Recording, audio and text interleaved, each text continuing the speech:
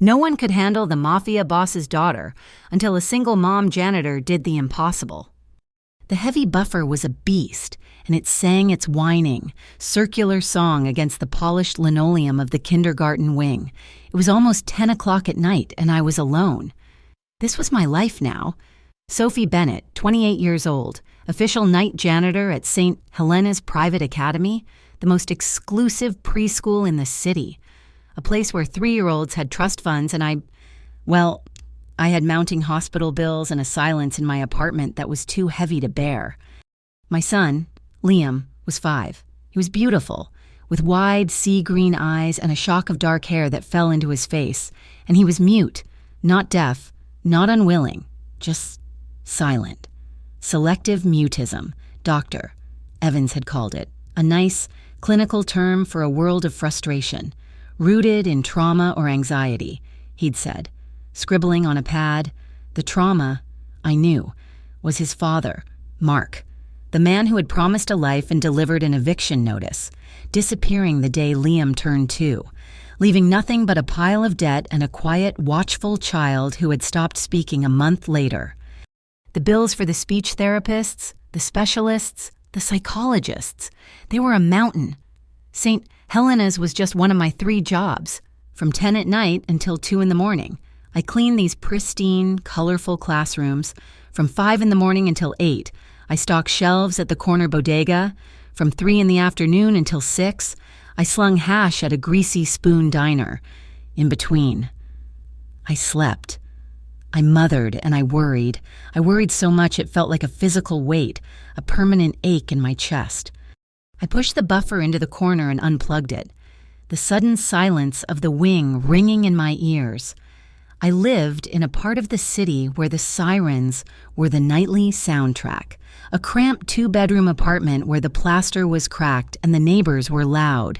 This place, St. Helena's, it was another world, tiny little cubbies with names like Brentwood and Sloan, finger paintings that were probably analyzed for genius. My supervisor, Mrs. Davies, found me in the supply closet, counting paper towels. She was a bird-like woman, always fluttering with nervous energy. "Oh, Sophie, thank goodness I caught you. Is everything okay, Mrs. Davies?"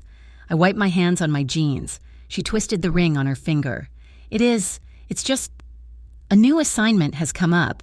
Temporary, but the pay is very, very good. I stopped counting. Good was a word I didn't hear often. What kind of assignment?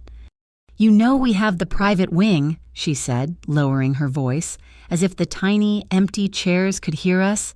The Romano family." My stomach did a slow, cold flip. You couldn't live in this city and not know that name. It wasn't spoken. It was whispered. Luca Romano. The papers called him a reclusive investor. The streets called him the boss. He owned shipping lines, restaurants, politicians, and, according to the rumors, the entire underworld. They're particular. Mrs. Davies continued, oblivious to the ice in my veins. Their daughter, Isabella, has her own private classroom, her own entrance. They've gone through 6 cleaning crews. They say she's difficult, but the family's liaison called tonight. Their usual person quit. They're offering, she named a figure, a per-night figure. That was more than I made in a week. "Just cleaning?" I asked, my voice barely a whisper. That money could pay for Dr. Evans. It could pay for the special summer program he'd recommended for Liam. "Just cleaning," she confirmed. "But Sophie, a warning. The child, Isabella, she's 6 years old. I think they say she's not well. She's expelled therapists, bitten 2 different nannies. No one lasts. The staff here, we're told she's untouchable. You don't look at her. You don't speak to her. You just clean the room after she's gone for the night and get out. Can you do that?" "Yes," I said, the word tasting like a lie. I needed the money. I would do whatever it took. The next night, Mrs. Davies walked me to the end of the main hall, to a heavy oak door that was always locked. She used a special key card. "Your usual shift, 10 to midnight in here. They have their own security. They'll let you in and out. Just keep your head down, Sophie." The door opened onto a hallway that looked more like a luxury hotel than a preschool. Soft lighting, thick carpets, and at the end, another set of double doors. A man in a sharp black suit stood beside them, unmoving. He nodded at Mrs. Davies, his eyes sweeping over me, clinical and cold. He unlocked the door and held it open. 2 hours, he said. His voice was gravel. Be out by midnight. I pushed my simple plastic cleaning cart inside and the door clicked shut behind me. The sound final.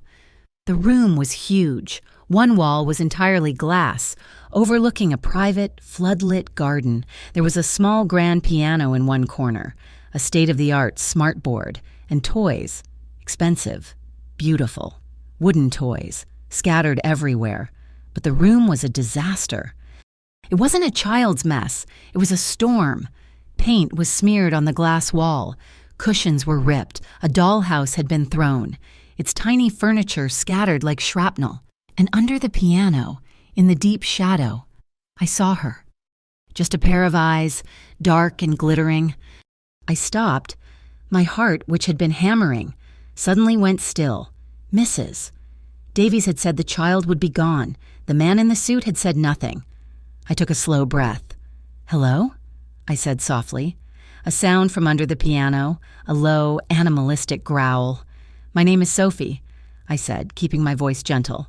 I pushed the cart a little further in. "I'm just here to clean." A flash of movement. A heavy wooden block flew out from under the piano and shattered against the wall, just inches from my head. I didn't flinch, but my breath hitched. I looked at the pieces of the block on the floor. Then I looked back at the shadow. "Okay," I said, my voice still quiet. "That was a good throw. You've got an arm on you." I heard another growl. "I'm not going to hurt you," I said. I parked the cart and pulled out a trash bag. "But I have to clean this up. You can stay there. You can throw more things. But I'm going to be right here, tidying. That's my job."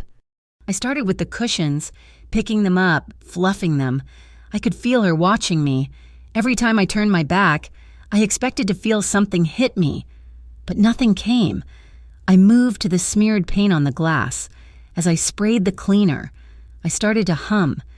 It was a stupid little tune, one I used to hum for Liam when he was a baby. "Go away," a voice hissed from the piano. It was small, but full of jagged edges. I stopped humming. I didn't turn around. "I will, in about an hour and a half." "Go now." "Can't," I said, wiping the glass. "I need the money." I finished the glass and moved to the scattered toys. I started stacking the wooden blocks, building a small tower. "You're doing it wrong," the voice hissed. I paused.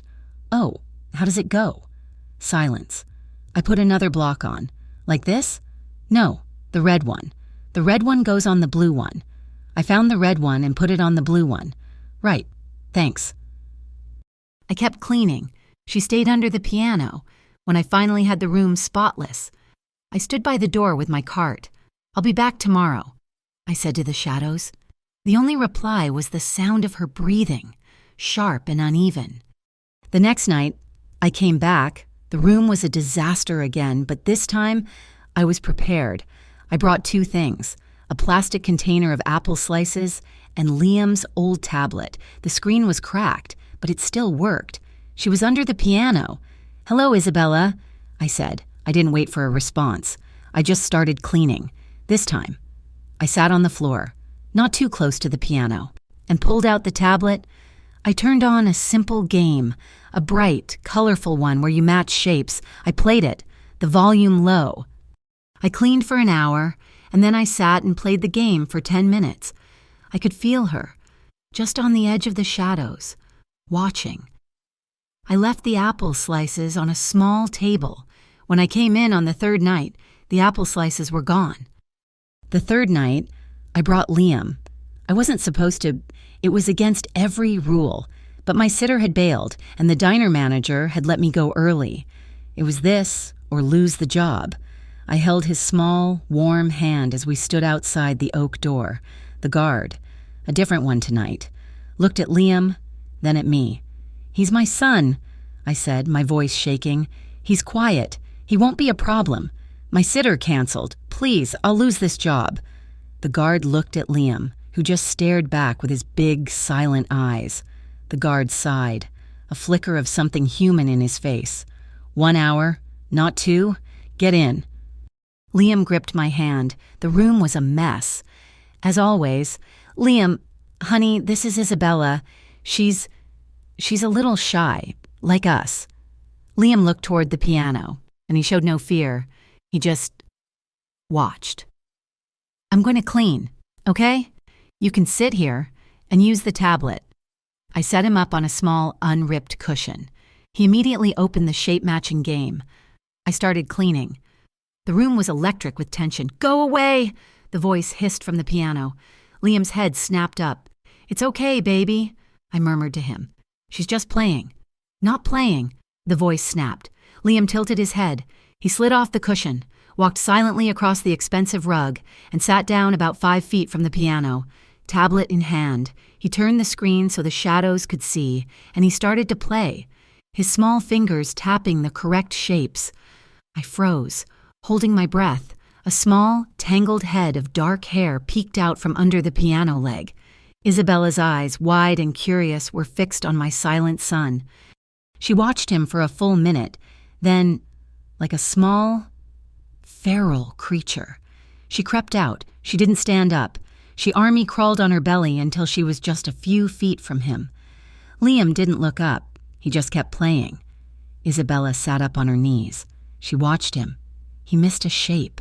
She let out an impatient huff, reached forward with one small, dirty finger, and tapped the correct square on the screen. Liam looked at her. He didn't smile. He just nodded and handed her the tablet.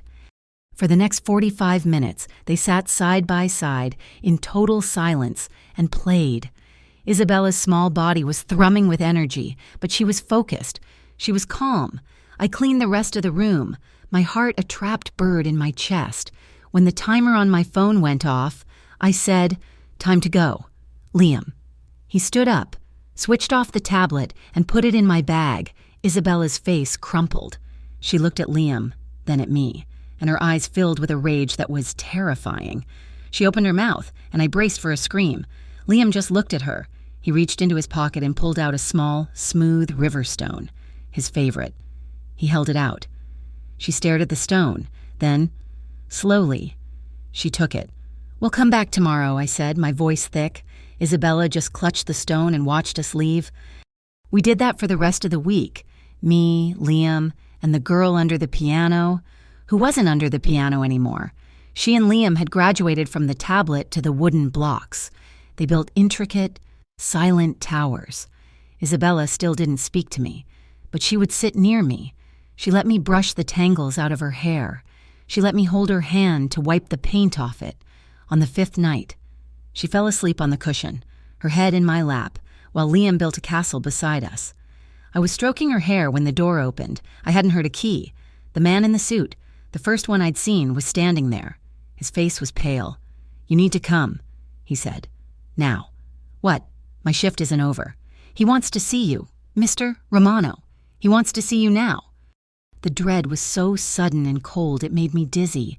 "Liam," "The boy stays. Another guard will watch the door. You, come."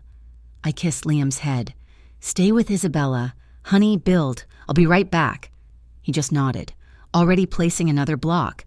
My hands were shaking as I followed the suit out of the preschool, out into the humid night air, where a black sedan, the kind that looks like a block of polished obsidian, was waiting.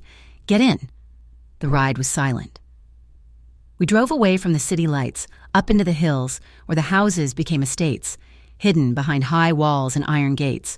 We passed through 3 separate security checkpoints before pulling up to a house that was less a home and more a fortress of glass and steel, perched on the cliffside like a bird of prey. The suit led me inside. The interior was cold, minimalist, and vast. It echoed with every step of my worn-out sneakers on the marble floor.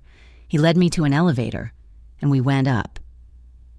The doors opened directly into a penthouse office. One whole wall was a window overlooking the city, a glittering carpet of lights that seemed 1,000,000 miles away from my own life. A man stood in front of it, his back to me. He was tall, in a perfectly tailored dark suit. "Leave us," he said. His voice was quiet, but it vibrated with a power that made the air crackle. The suit disappeared without a sound. For a long moment, he just looked out the window. "Mrs. Davies," he said, "told you not to speak to the child." "Yes," I managed. "The guards," he said, "told you not to look at the child." "Yes, and yet," he said, finally turning around, "you brought your own child into my home, into my daughter's private room." Luca Romano was not what I expected. He was young, maybe mid-30s. His face was sharp, all hard angles and shadows, with dark, unreadable eyes and a scar that cut through his left eyebrow. He wasn't handsome in the way movie stars were handsome. He was beautiful in the way a panther is beautiful, dangerous, perfect. He held up a tablet and tapped the screen. It was security footage. Me, Liam, and Isabella sitting on the floor. Liam was showing her how to stack the blocks. I was smiling at them. Isabella was smiling too, a real, actual smile.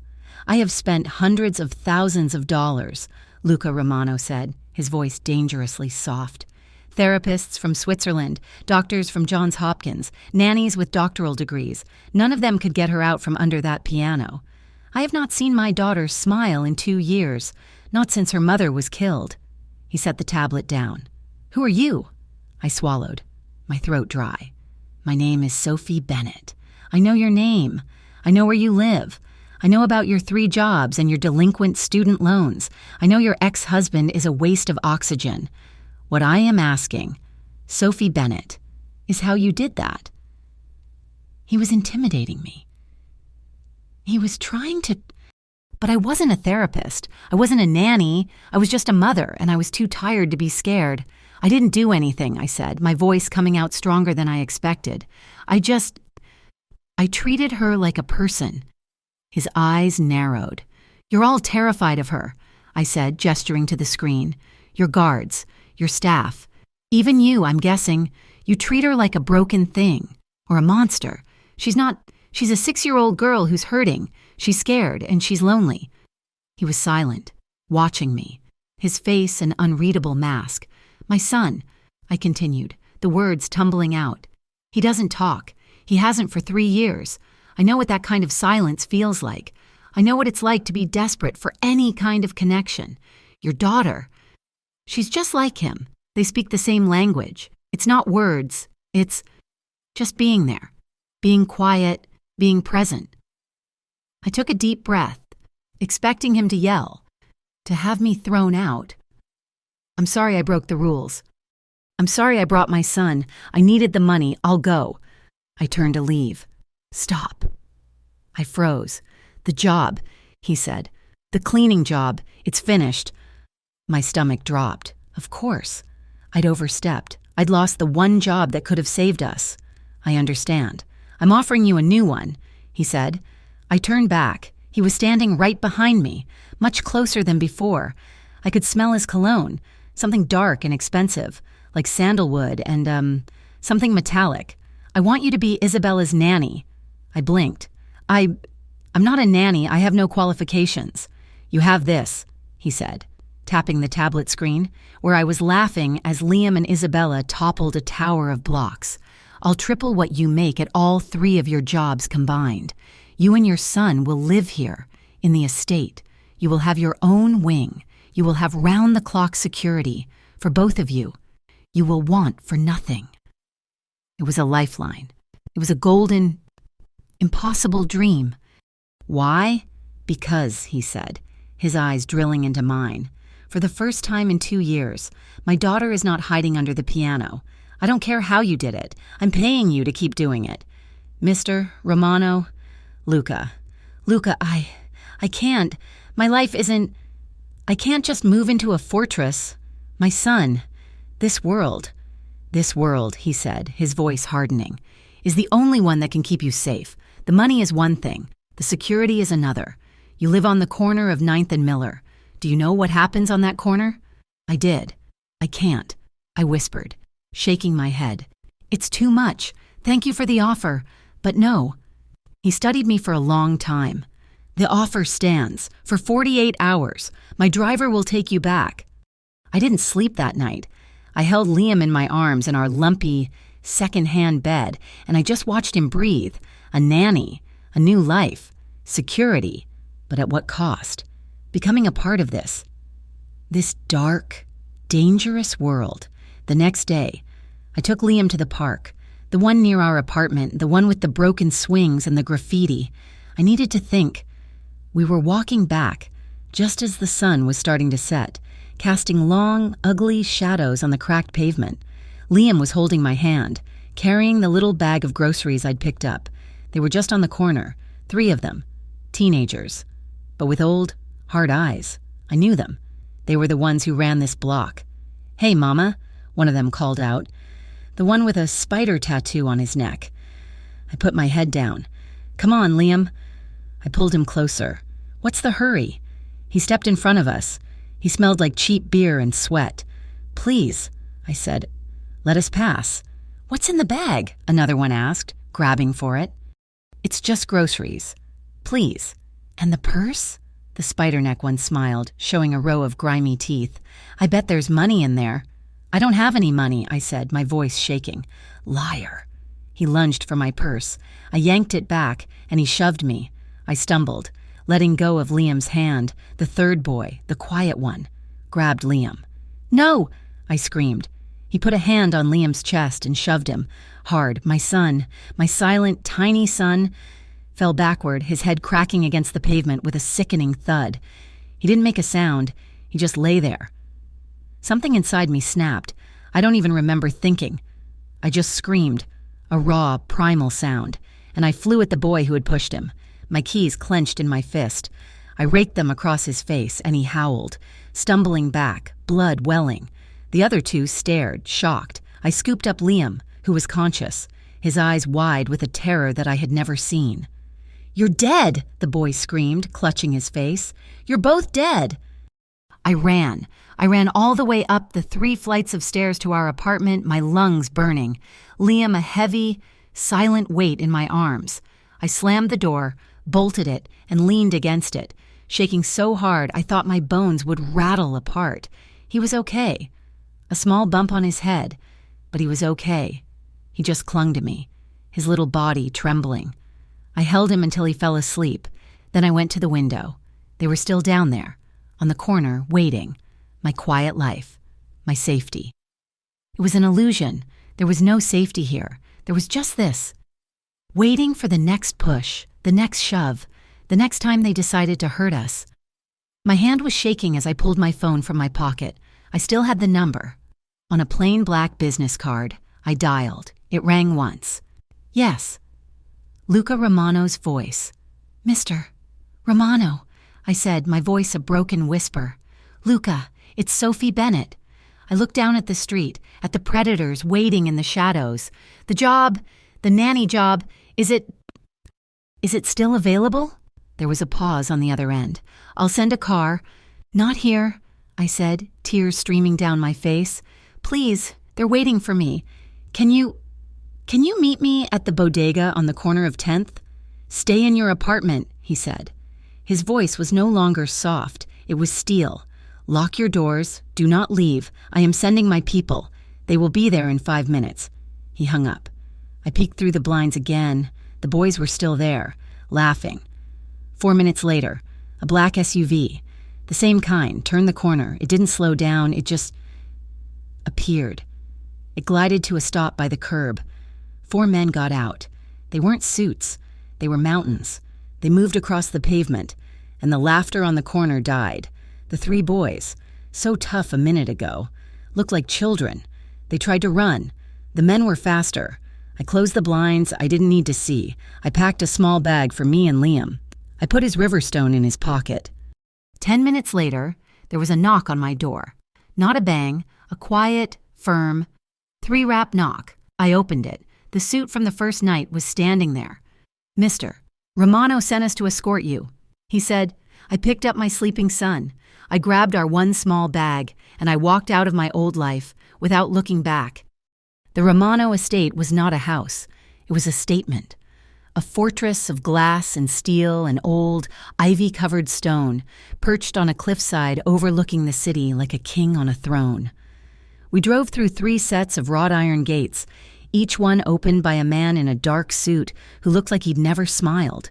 Liam was silent beside me in the back of the black sedan, his small face pressed to the window, his eyes wide, taking in the manicured lawns that looked like green velvet and the fountains that threw rainbows into the afternoon light. We had one small duffel bag between us. It held 3 changes of clothes for each of us, Liam's favorite drawing pad and his smooth river stone. When a different suit, they all blurred together. These large, grim-faced men carried our single bag into the wing we were assigned. I almost laughed. The wing was a 2-bedroom apartment that was larger than my entire building back on 9th and Miller. It had its own kitchen with gleaming stainless steel appliances, a living room with a fireplace, and a balcony that overlooked the ocean. The beds had so many pillows, it was obscene. "Mr.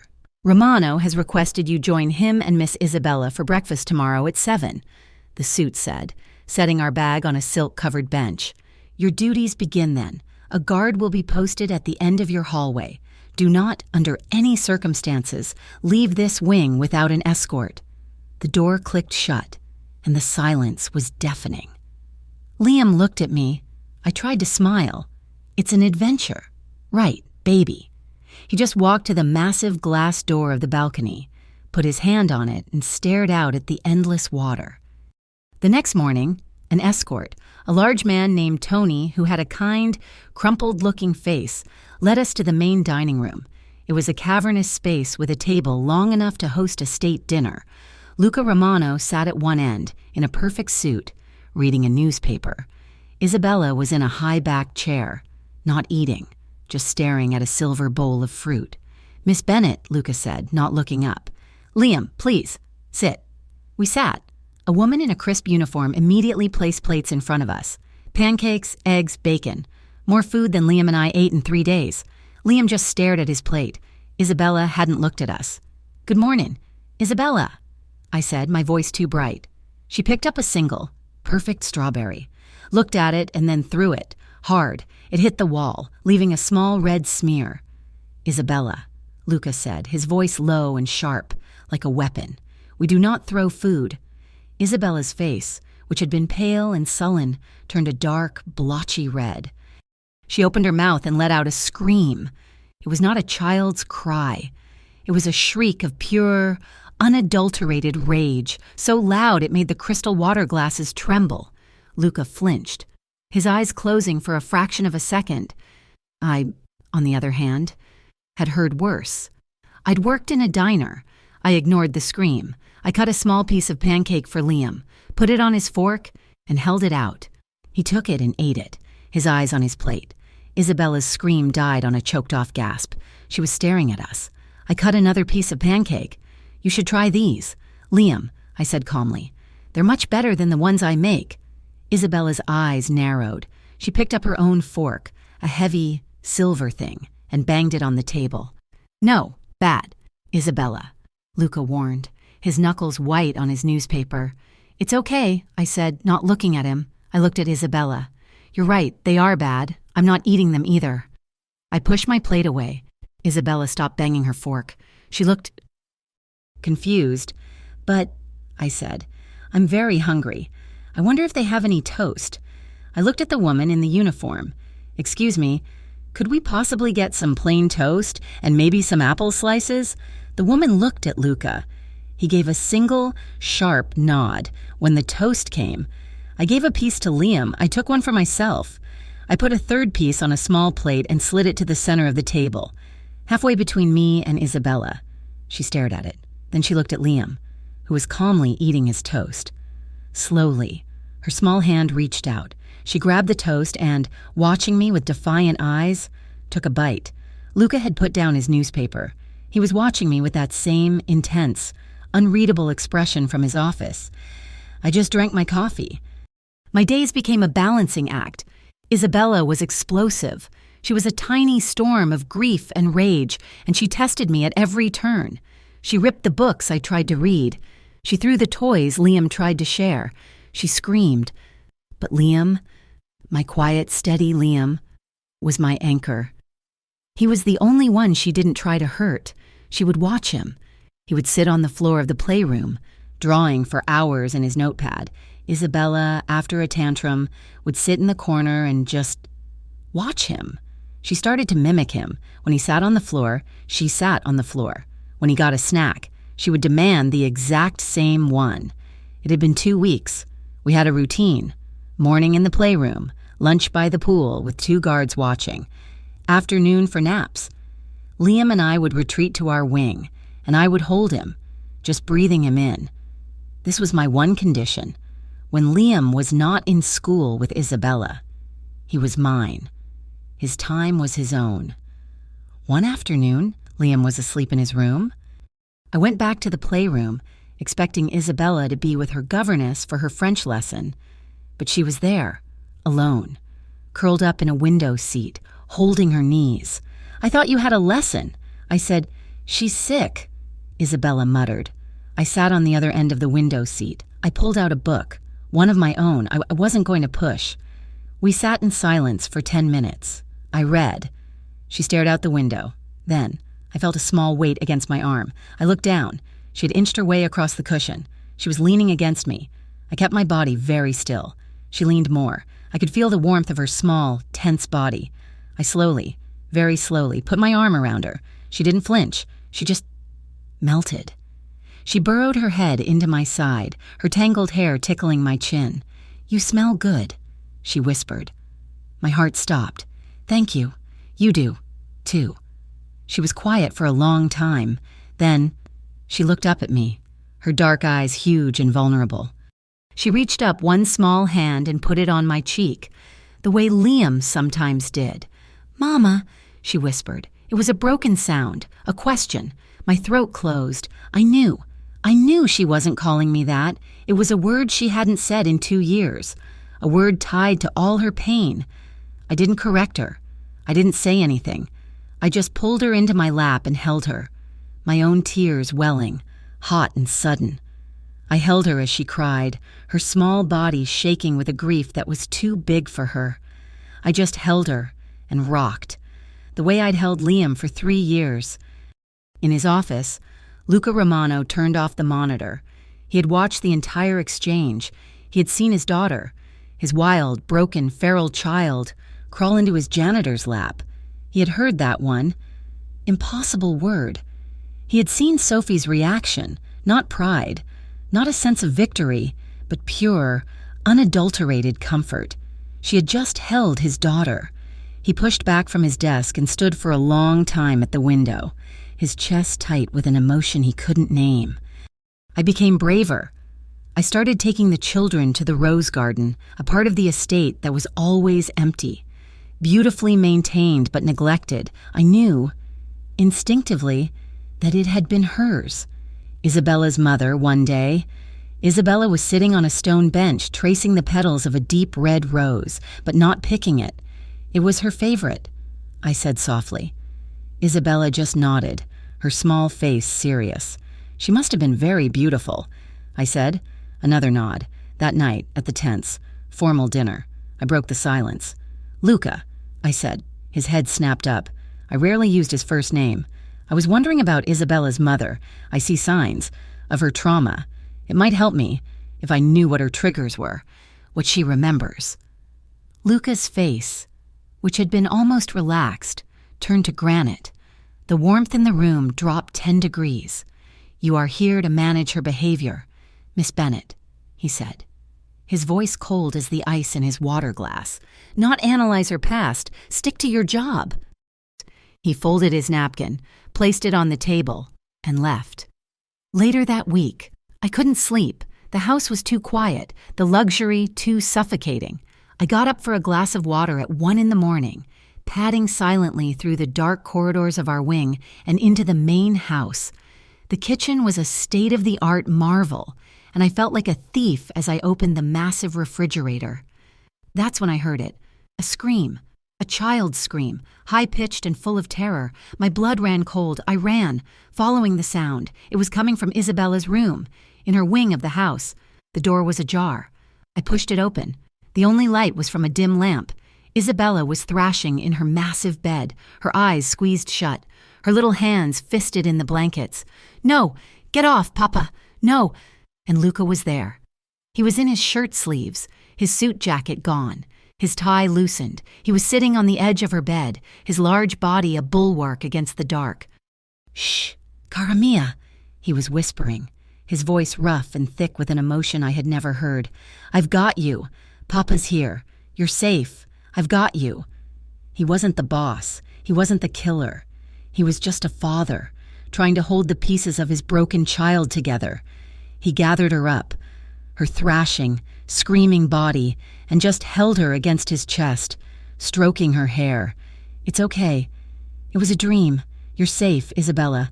I promise you, no one will ever hurt you again." He rested his cheek on the top of her head, his own eyes closed, his face a mask of such profound pain and tenderness that I couldn't breathe. I backed away, silent as a ghost. I had seen something I wasn't supposed to see, a piece of the real man, buried under all that steel. Things changed after that. I saw him differently, and he, in turn, seemed to be truly seeing me for the first time. At dinner, he didn't just sit at the end of the table. He sat closer. He passed me the basket of bread, and his fingers brushed mine. It wasn't an accident. The touch was electric, a jolt that went right up my arm. He'd ask about my day. He'd ask Liam, knowing he wouldn't get an answer. If he enjoyed the art lesson, he was trying. I would be in the playroom and I'd look up and he'd be there, leaning against the door frame, just watching. His eyes weren't cold anymore. They were warm and hungry. He watched me like he was trying to figure me out. I was putting Liam to bed one night, tucking him in. Luca was standing in the doorway of our wing. "You're good with him," he said, his voice a low rumble. "He's my son," I said, kissing Liam's forehead. "Isabella." She said Mama again. I stood up, my heart aching. "I know. She hasn't said that word since..." He trailed off. "She's calmer. You're a miracle, Sophie." The way he said my name, it did something to my insides. "I'm not," I said, walking toward him, but keeping a safe distance. "I'm just a mother. I'm doing for her what I do for him." "No," he said, taking a step into the room. "The others, the professionals, they were afraid of her. You're not." "I'm afraid of other things," I whispered, thinking of the guards, the gates, the man I saw him yell at on the phone 2 days ago. "You're not afraid of me," he stated. "I am," I said. "I'm terrified of you." "No, you're not," he said, his voice dropping. "Not in the way you should be." He was so close now. I could smell the sandalwood and that metallic something. He was watching my mouth, and I was watching his. The phone on his hip buzzed. He broke the spell, his face hardening as he looked at the screen. He answered, his voice once again cold. "What?" He listened. His entire body went rigid. "Who?" He listened again. "Bring it to me, now." He snapped the phone shut and looked at me, his eyes now chips of ice. "Stay in your wing, lock the doors, don't come out until I send for you." "What is it?" "That's not your concern. Do it." He was gone. An hour later, Tony, the kind-faced guard, knocked on my door. "Mr. Romano needs you in his office." The dread was back, cold and heavy. I was escorted to the penthouse office. Luca was standing at the window, not looking at the view, but at a small, elegant wooden box on his desk. "What is this?" I asked. "It was delivered to the gate," he said. "Addressed to you." He nodded at the box. "Open it." My hands were shaking. I lifted the lid. Inside, on a bed of black velvet, was a beautiful porcelain doll dressed in a white christening gown. But its eyes had been gouged out. I gasped, dropping the lid. Under the doll was a small, cream-colored card. "Read it," Luca commanded. I picked it up. The script was elegant, beautiful. A pretty doll, but so fragile. Be careful who you trust with your child, Luca. Some things break. I dropped the card as if it were on fire. They know about Liam, I whispered, the floor tilting beneath my feet. This is about my son. They know about you, he corrected, his voice a low, lethal snarl. You are a vulnerability, one I did not anticipate. I'm leaving, I said. I was shaking, but a cold rage was building under the fear. I'm taking my son, and we are leaving. And going where? He said, turning to me. Back to 9th and Miller? They know who you are. They know what he looks like.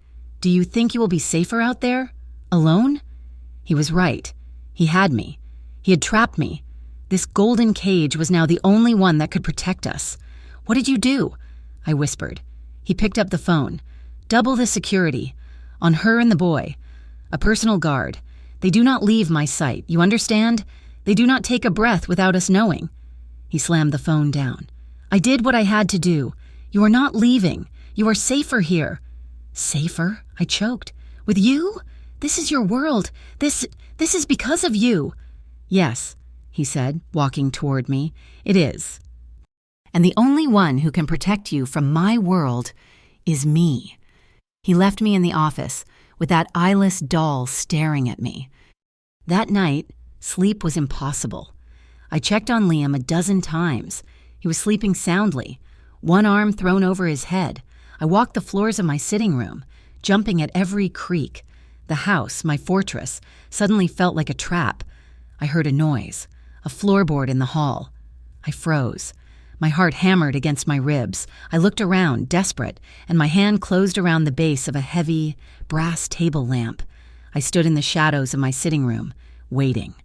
The doorknob turned, the door opened, a large shadow filled the frame. I didn't think. I screamed and swung the lamp with all my strength. A hard hand caught my wrist in a grip of steel, stopping the lamp inches from his head.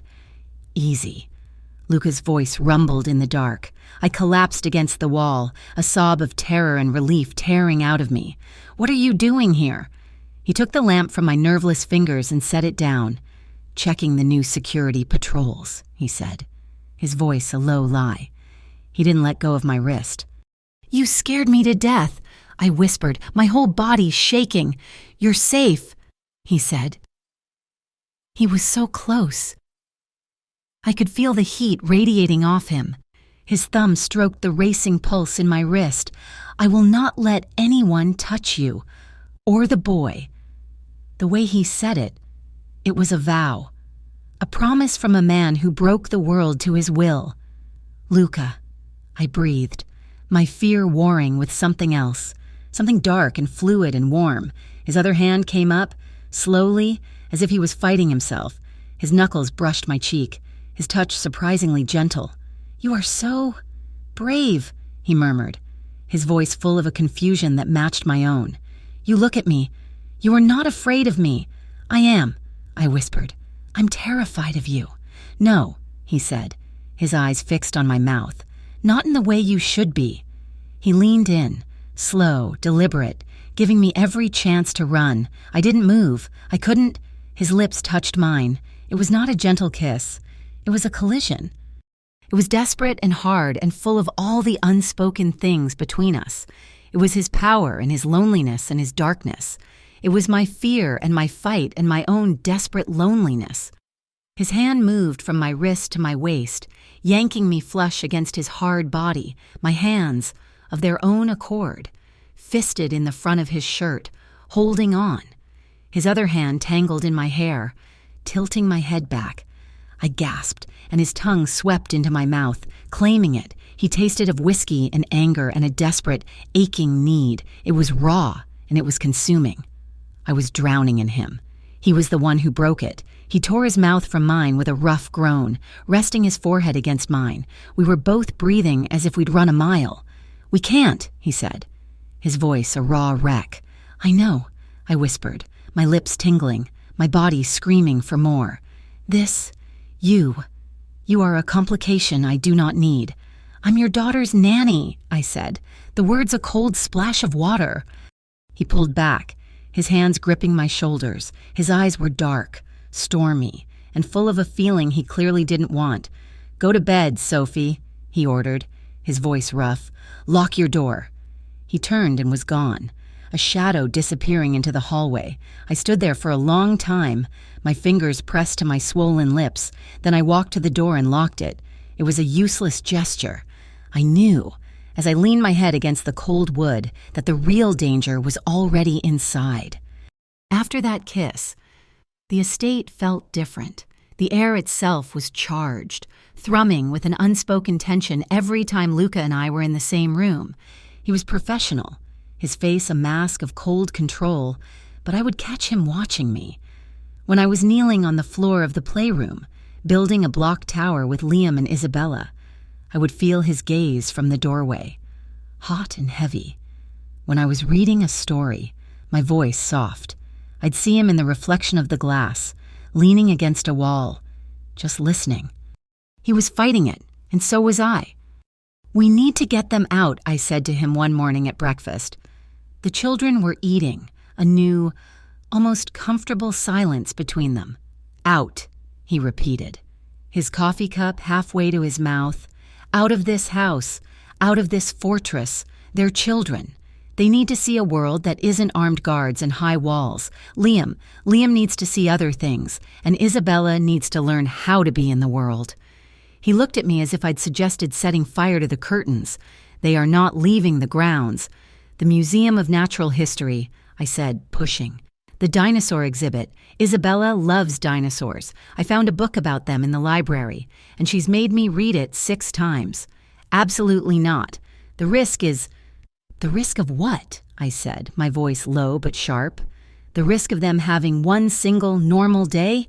You can send the entire guard. You can send Tony and his brother and his cousin. You can shut the whole place down if you want. But they need this.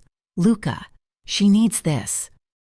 He stared at me for a long, hard minute. I didn't back down. "1 hour," he finally said, his voice clipped. "Tony and 3 other men. You will be in a private car. You will not deviate from the plan. You go from the car to the exhibit, and back to the car." It was a military operation. We traveled in a 3-car motorcade, the kind reserved for politicians, just to go see some dinosaur bones. I sat in the back of an armored SUV, Liam on one side, Isabella on the other.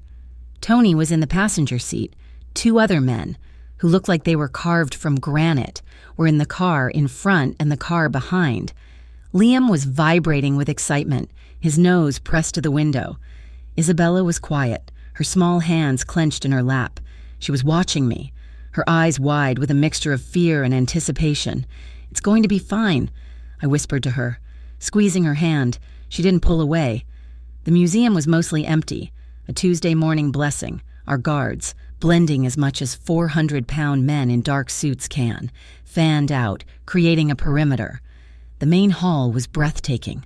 A massive T-Rex skeleton dominated the room, its jaw open in a silent roar. Liam gasped, a tiny audible puff of air that made my heart leap. Isabella just stared. "He's big," I said, my voice echoing slightly in the cavernous room. She didn't answer. She just shuffled closer to me. We walked through the exhibit, Liam running silently from display to display, his eyes devouring everything. I held Isabella's hand, or rather, she held mine, her small, hot fingers clinging to my own. We were in the Hall of Mammals, in front of a giant woolly mammoth. When it happened, Isabella, who'd been quiet, suddenly pointed.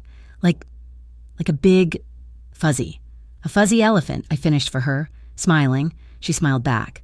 A small, tentative smile. And then, she did something that stopped my heart. She let go of my hand only to wrap both her arms around my leg, burying her face in my thigh. She was hugging me, in public. My hand came down to rest on her tangled hair. I looked over at Liam, who was watching us. He gave me a slow, solemn nod. "It's okay, sweetie," I murmured, my throat thick. A flash. It was so bright, it was blinding. "What was that?" I said, my head snapping up. Tony was already moving. "Get them! Get them now!" Another flash from a different angle.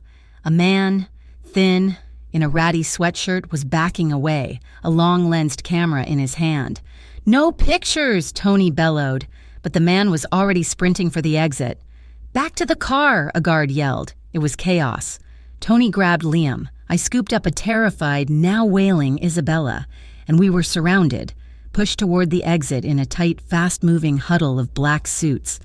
We were in the car, the doors slamming, the tires squealing on the pavement, before I even had a chance to breathe. Isabella was sobbing into my shoulder. Liam was white-faced and trembling, clinging to Tony's arm. "It's okay," I whispered, my own heart hammering against my ribs. "It's okay, we're safe." But I knew, with a sickening certainty, that we weren't. The next morning, it was on the front page of the city's worst tabloid, a full-page, grainy photo of me, holding Isabella, my hand on her head, her face buried in my leg. The headline was a masterpiece of sleaze. The boss's nanny lover, Luca Romano's mystery woman tames his wild child. The story was worse. It was a breathless, speculative piece about the stunning brunette who had wormed her way into the reclusive mafia boss's life, replacing his murdered wife and playing mother to his damaged child. I felt sick. My hands were shaking so hard I dropped the paper. I was in the kitchen, alone. It was 5 a.m. I'd seen Tony leave the paper on the counter, his face grim, and I knew, it's filth. Luca's voice made me jump. He was standing in the doorway, already dressed in a suit, his face like thunder. He hadn't slept. "They make me sound—" I couldn't even say it.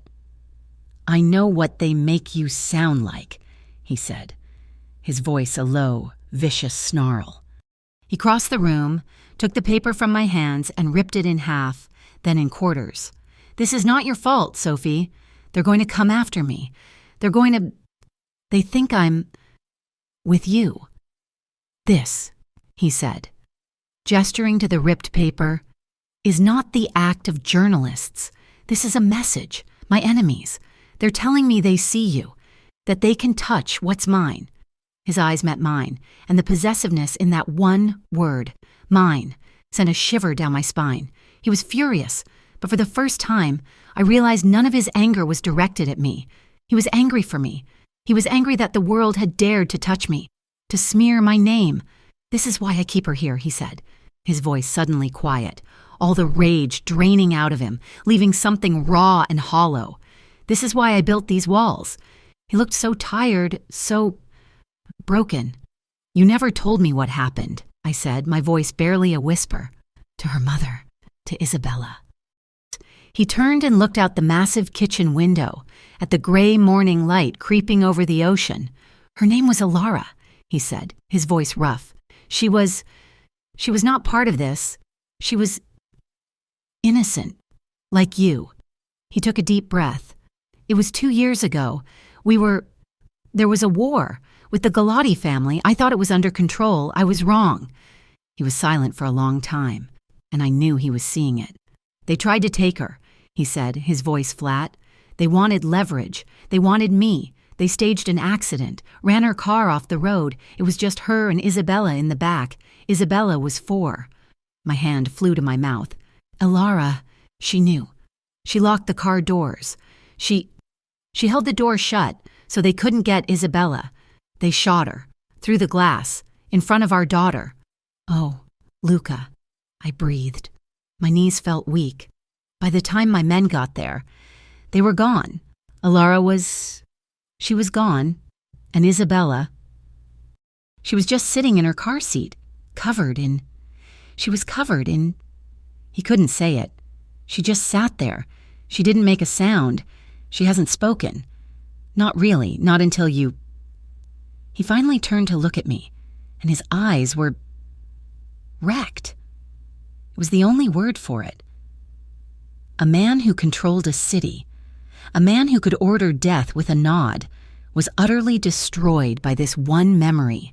"They killed her," he whispered, "to get to me. And they put you on the front page for the same reason, to show me that they can get to you, too. I'm not leaving," I said, the words out of my mouth before I even thought about them. His head snapped up. "I'm not," I said, my voice gaining strength. I am not afraid of them. I'm not afraid of a newspaper. And I am not abandoning that little girl. Not now. Not when she's just starting to feel safe. I was no longer a janitor. I was no longer a victim. I was a mother, and I was a shield.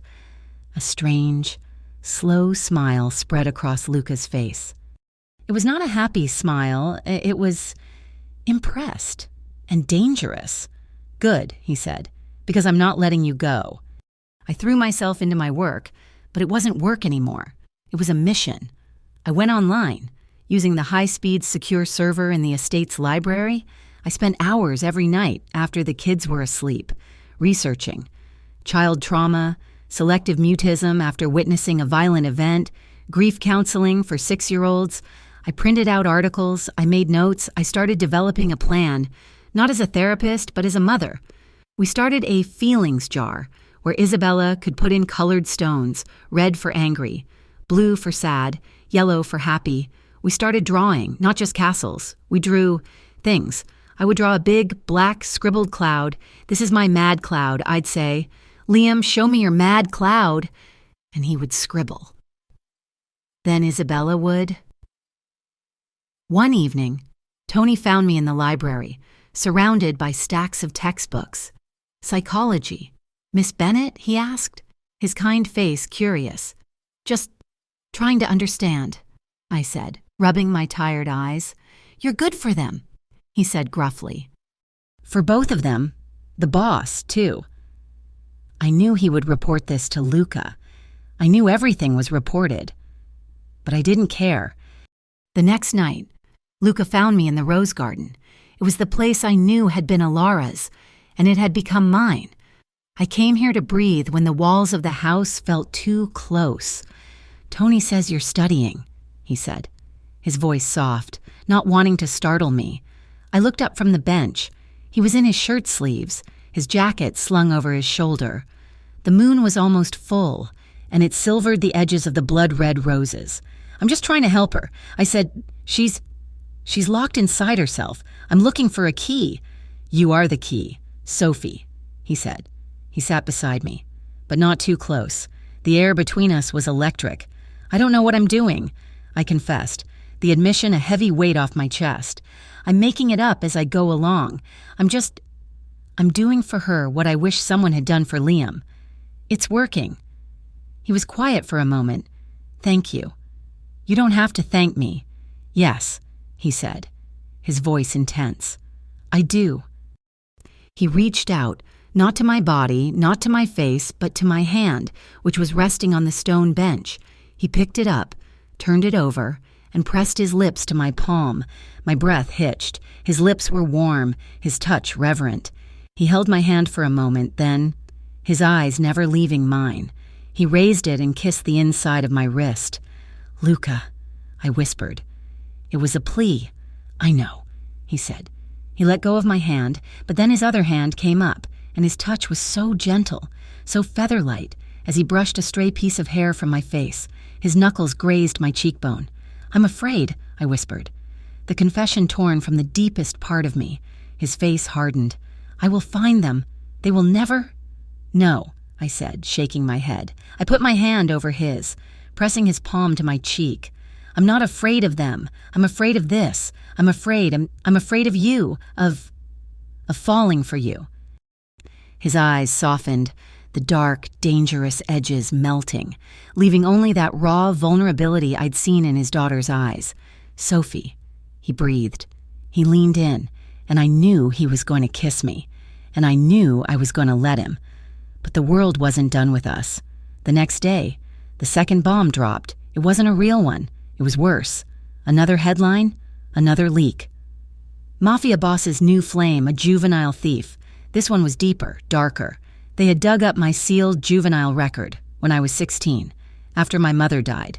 Before I met Mark, I had been homeless for a month. I had been caught shoplifting, a loaf of bread, a can of formula for a baby I was sitting for, and a bottle of cough syrup. They printed it all. They printed my name. They even, somehow, had gotten a copy of my outstanding hospital debt from Liam's specialist. Sophie Bennett, a woman drowning in debt. I was humiliated. I was destroyed. It was one thing to be called a lover. It was another to be called a thief, to have my poverty, my desperation, my worst moment laid bare for the entire city to see. I locked myself in my room. I wouldn't come out. I wouldn't see the children. I just lay on the bed, my face in a $1,000 pillow, and I cried. There was a knock. Sophie. Luca's voice. Go away. Sophie, open the door. No, go away. Just leave me alone. You should fire me. I'm trash. That's what they said. That's what I am. The lock clicked. He had a key. He walked in. I didn't look up. I just burrowed my face deeper. Get up, he said. I hate you. I sobbed. I hate this. I hate everything. I know. Get up. Get in the shower. What?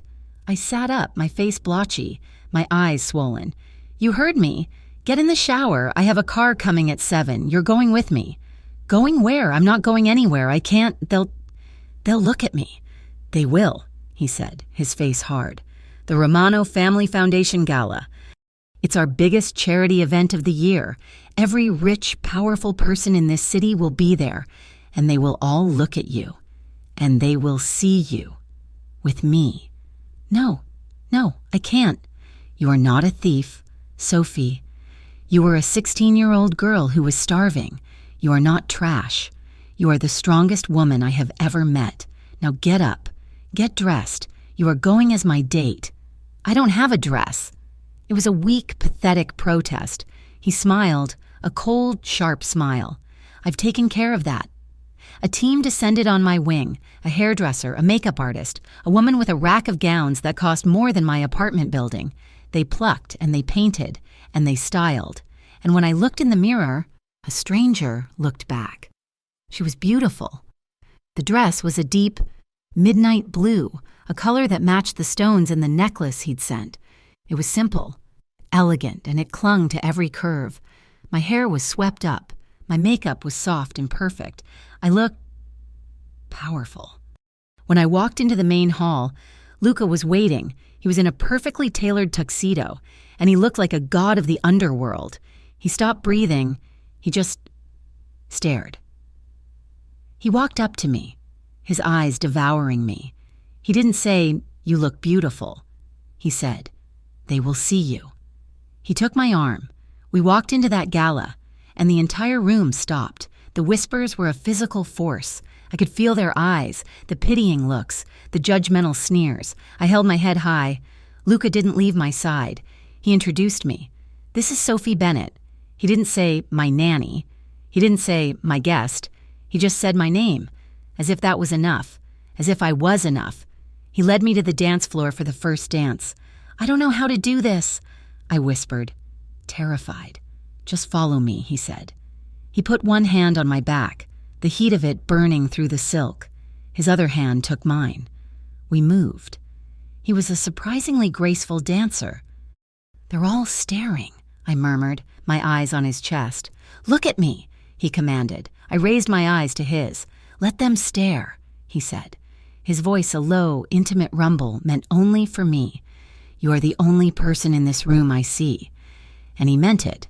We left early. The ride home was silent, but it was a comfortable, charged silence.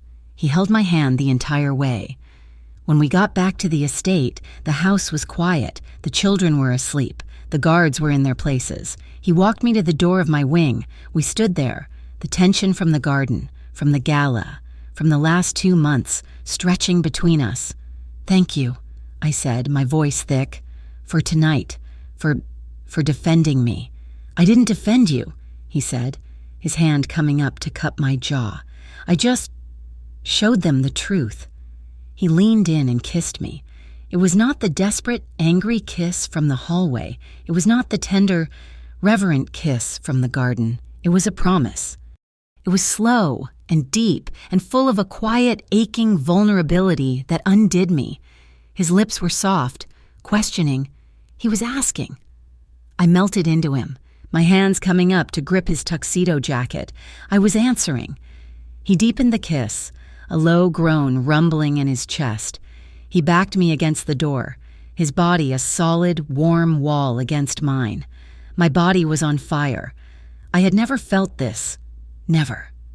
He broke the kiss to press his face into my neck. "Sophie." He breathed, his voice a wreck. "Luca," I whispered. With one movement, he unlocked the door behind me and pushed it open. He scooped me up into his arms as if I weighed nothing and carried me inside, kicking the door shut with his foot. He carried me through the sitting room, into my bedroom, and gently, reverently, set me on the bed. The only light was from the moon, streaming in through the balcony doors.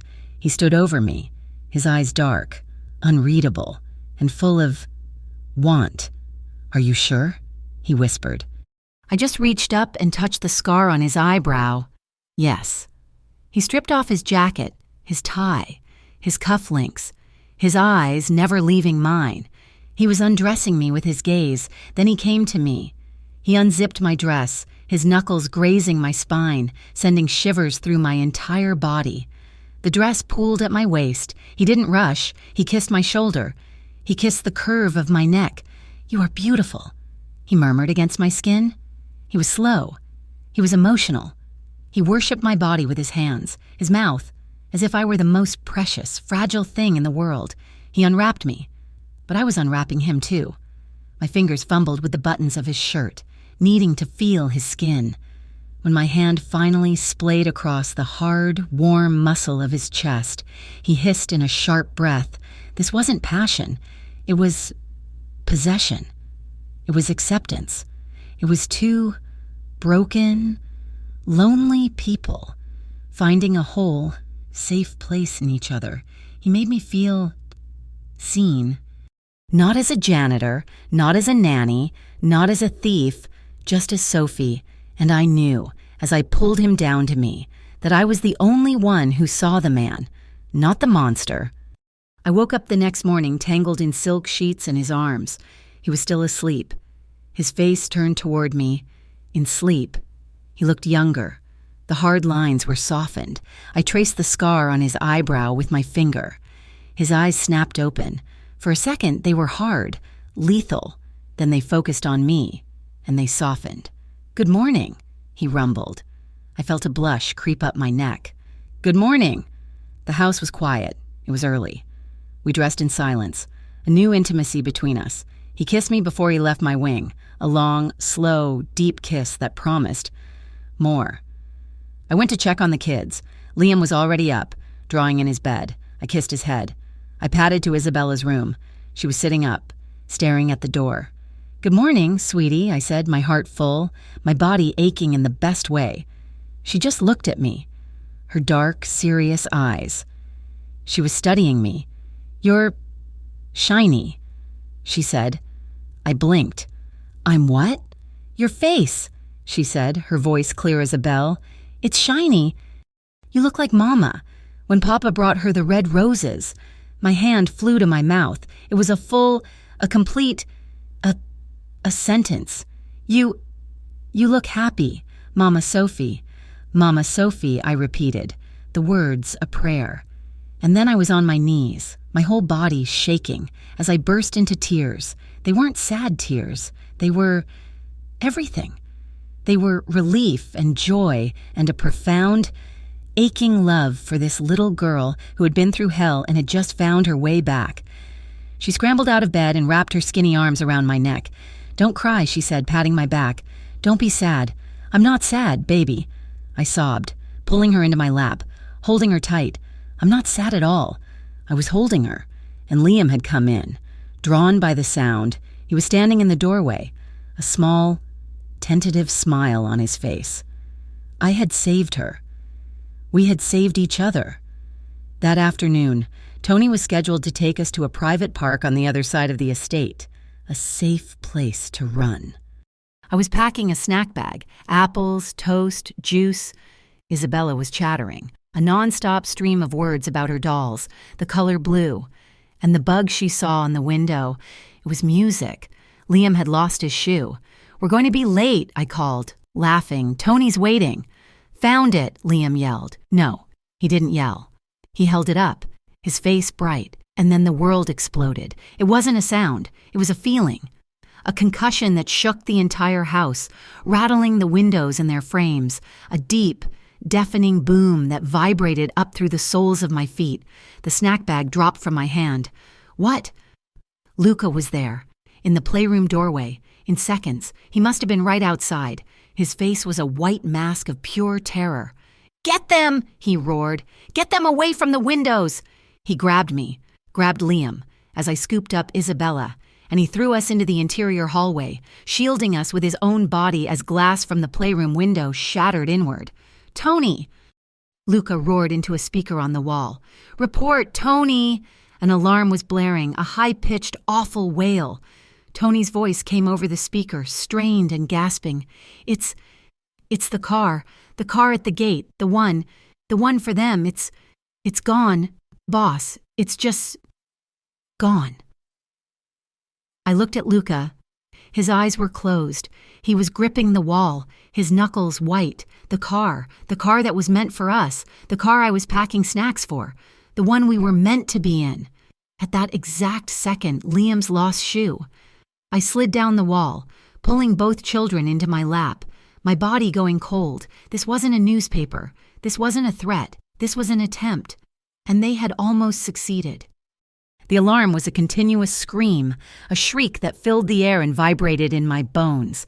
I huddled in the hallway, pulling both children into my body. Isabella was a ghost, her face buried so deeply in my neck I could barely breathe, her small hands fisted in my hair. She was mute again, the terror having stolen her voice. Liam was just as silent, his body rigid, but his eyes were wide and aware, tracking the armed men who now swarmed the corridors of the estate. Luca was gone. The man who had held me, the lover, had evaporated.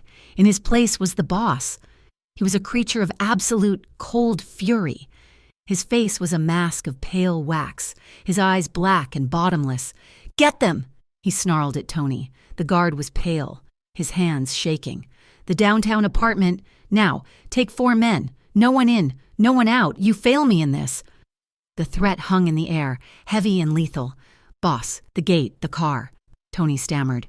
"Was meant for them," Luca whispered. His voice was so quiet, so full of venom, it made me flinch. "Which means the call came from inside this house.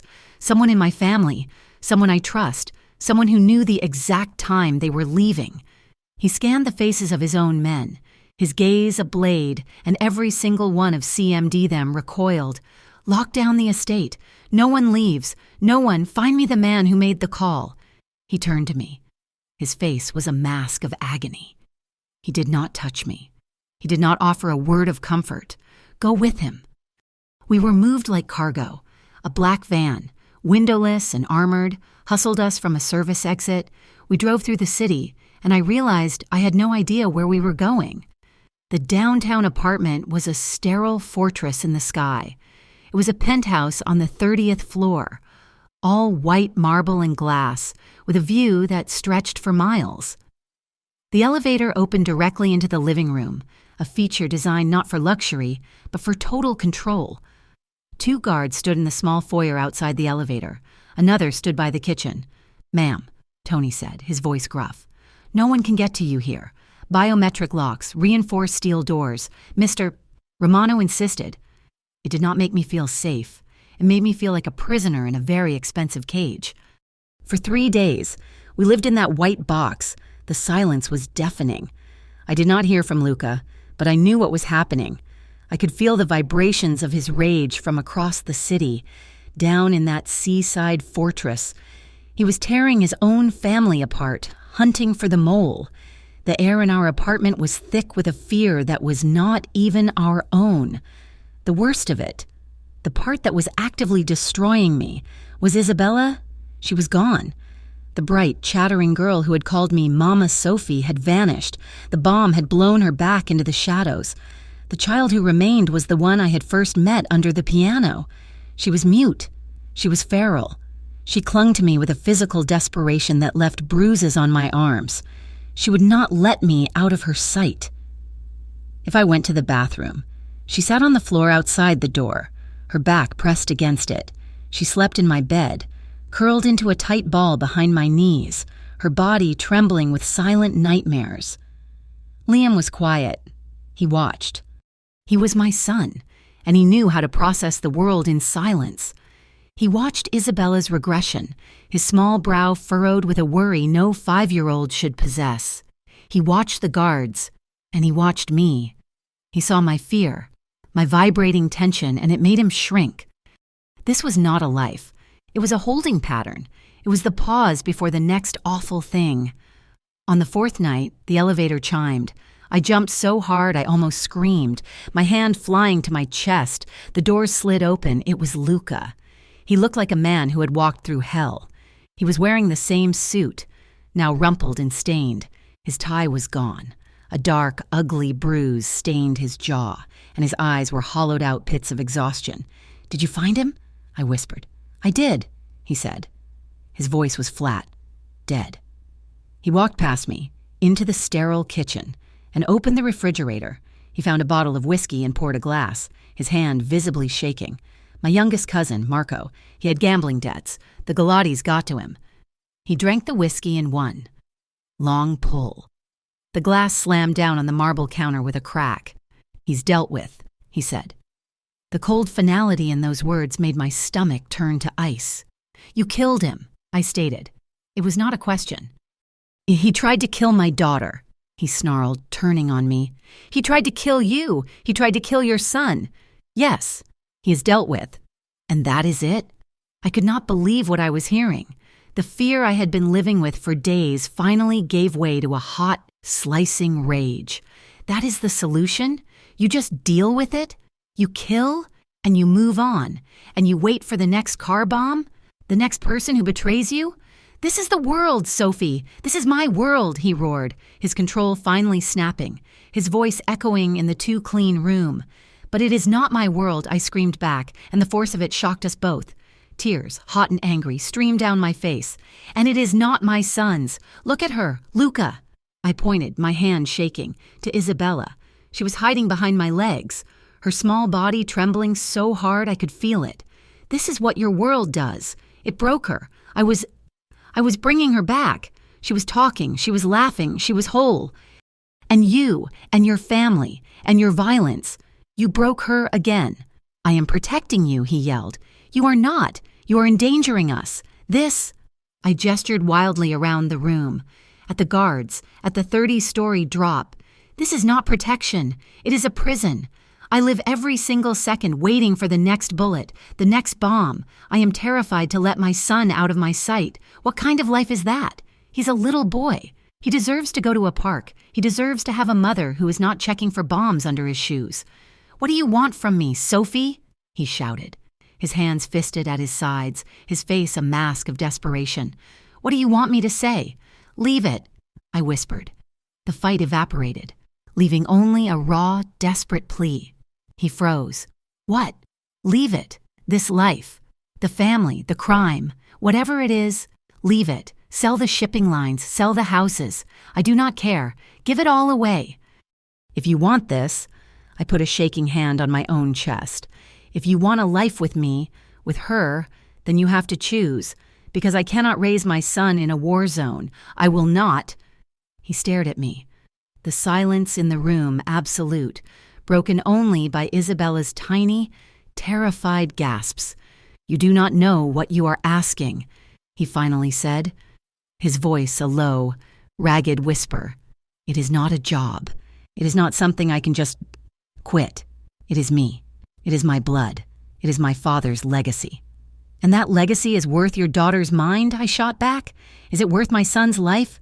He had no answer. The fight was gone. He just looked broken. The weight of his entire world, of his father's sins, was on his shoulders, and he was buckling. "I cannot," he whispered. My heart fractured. I knew he would say it. "I know." I turned my back on him. I picked up Isabella, her small, clinging arms wrapping around my neck, and I carried her to the bedroom I shared with the children. I did not look back. Later that night, I lay in the dark, a child on either side of me. Liam was asleep, his breathing soft and even. Isabella was in a fitful, whimpering doze. I was the only one awake, staring at the ceiling, my tears silent and hot, burning tracks into the expensive pillowcase. The bed dipped. I did not turn. I knew it was him. He lay down on top of the covers behind me, not touching me. I could feel his heat, the sheer size of him. We lay there, back to back, in a silence that was louder than our screams had been, after what felt like an hour. He moved. He rolled over, his arm coming around my waist, his hand splaying on my stomach. He pulled me against his body, fitting me to him, his face burying in my hair. He just held me. He offered no promises. He offered no apologies. He just held me. As if I were the only thing keeping him from splintering into a million pieces, and God help me, I let him. I sank back into his hold, my own silent tears soaking the front of his shirt. We were two broken people, clinging to each other in the dark, in a world that was actively trying to tear us apart. He was torn, and I was trapped. And for that one night, all we had was this. He was gone when I woke up, but the house had changed. The guards were still there, but they were softer, less obvious, and he had sent help, or so he called it. I cannot bring them back, I said, my voice dull. I was sitting on the floor of the stark white playroom, a box of crayons between my knees. Isabella was in my lap, her back to my chest, her thumb in her mouth. Liam sat cross-legged in front of us. "We have to," I whispered, more to myself than to them. "We have to let the fear out, or it eats us." I took a black crayon. On a big white piece of paper, I drew a car, and then I scribbled all over it, a violent, angry cloud of black smoke. "This," I said, my voice thick, "is my scared. This is the boom. It makes me feel black and loud inside." Liam watched me, his face serious. He picked up a red crayon. He drew 3 tall, stick-like figures. Their faces were angry red scribbles. The boys from the corner. "Yes, baby," I whispered, my heart aching. "That is it. Put it all on the paper." Isabella, her thumb still in her mouth, reached out and took a blue crayon. She just held it. "It is okay," I coaxed gently. "Show me. Show me you're scared." Her small hand was shaking. She pressed the crayon to the paper and she drew a line, just a single, wavering, blue line, and then she burst into tears, her whole body racked with silent, agonizing sobs. "I know," I whispered, rocking her. "I know. We did this every day. The black crayon, the red crayon, the blue line. One afternoon, Luca came. He was in a fresh suit. He looked better, colder, more in control. He stood in the doorway of the playroom, watching. I was teaching them how to make safe drawings. Now," I said, "we draw a safe place. My safe place is a little house with a garden." I drew a lopsided square with a triangle roof. Liam drew our old apartment. It made me cry. Isabella took a green crayon. She drew a circle. A bubble," she whispered. My breath caught in my throat. It was the first word she had spoken since the bomb. "A bubble," I repeated, my voice trembling. "That is a perfect safe place. Sweetie." Luca just watched, his face unreadable. He left without a word. That night, after the kids were asleep, I was cleaning up the crayons. I found a drawing tucked under the sofa cushion. It was not one of ours. It was Isabella's. She had drawn 3 people, a tall man in a black suit, a woman with brown hair in a blue dress, and a little girl between them, holding both their hands. Underneath, in wobbly, childish letters, was one word: yes. I was still holding it, the tears blurring my vision. When Luca came back, he saw the drawing in my hand. He saw my face. He walked over and he took the paper from me. He stared at it, his throat working. He traced the little girl's head with his thumb. He did not say anything. He just folded the paper very carefully and put it in the inside pocket of his suit, the one over his heart. The next morning, a woman arrived. "This is Elena," Luca said, his voice flat. "She is a childhood development specialist. She's also trained in security. She will be here to help you, to give you a break." Elena was tall, blonde, and had a smile that was too bright. It did not reach her eyes. "It is a pleasure, Mrs. Bennett," she said. "Miss," I corrected. "Sophie," and I did not ask for help. "It is not a request," Luca said. "She is staying." I did not like her. My skin crawled, but Isabella, surprisingly, seemed fine. Elena had a soft, sing-song voice. She brought new, expensive-looking educational toys. She was too perfect. "Why do you and Liam go to the indoor pool?" Elena said to me that afternoon. Her voice was like honey. "I will get Isabella settled for her snack." I hesitated. "We usually have snacks together." "It is fine," she insisted, her smile never wavering. "Go. Relax. You have earned it." I looked at Isabella. "Is that okay, sweetie?" Isabella just shrugged. "Already playing with a new, complex-looking puzzle?" I took Liam's hand, but I stopped at the door. A cold, hard feeling was coiling in my stomach. An instinct, the one that had saved me my whole life. "You know what?" I said, walking back in. "We are not really pool people.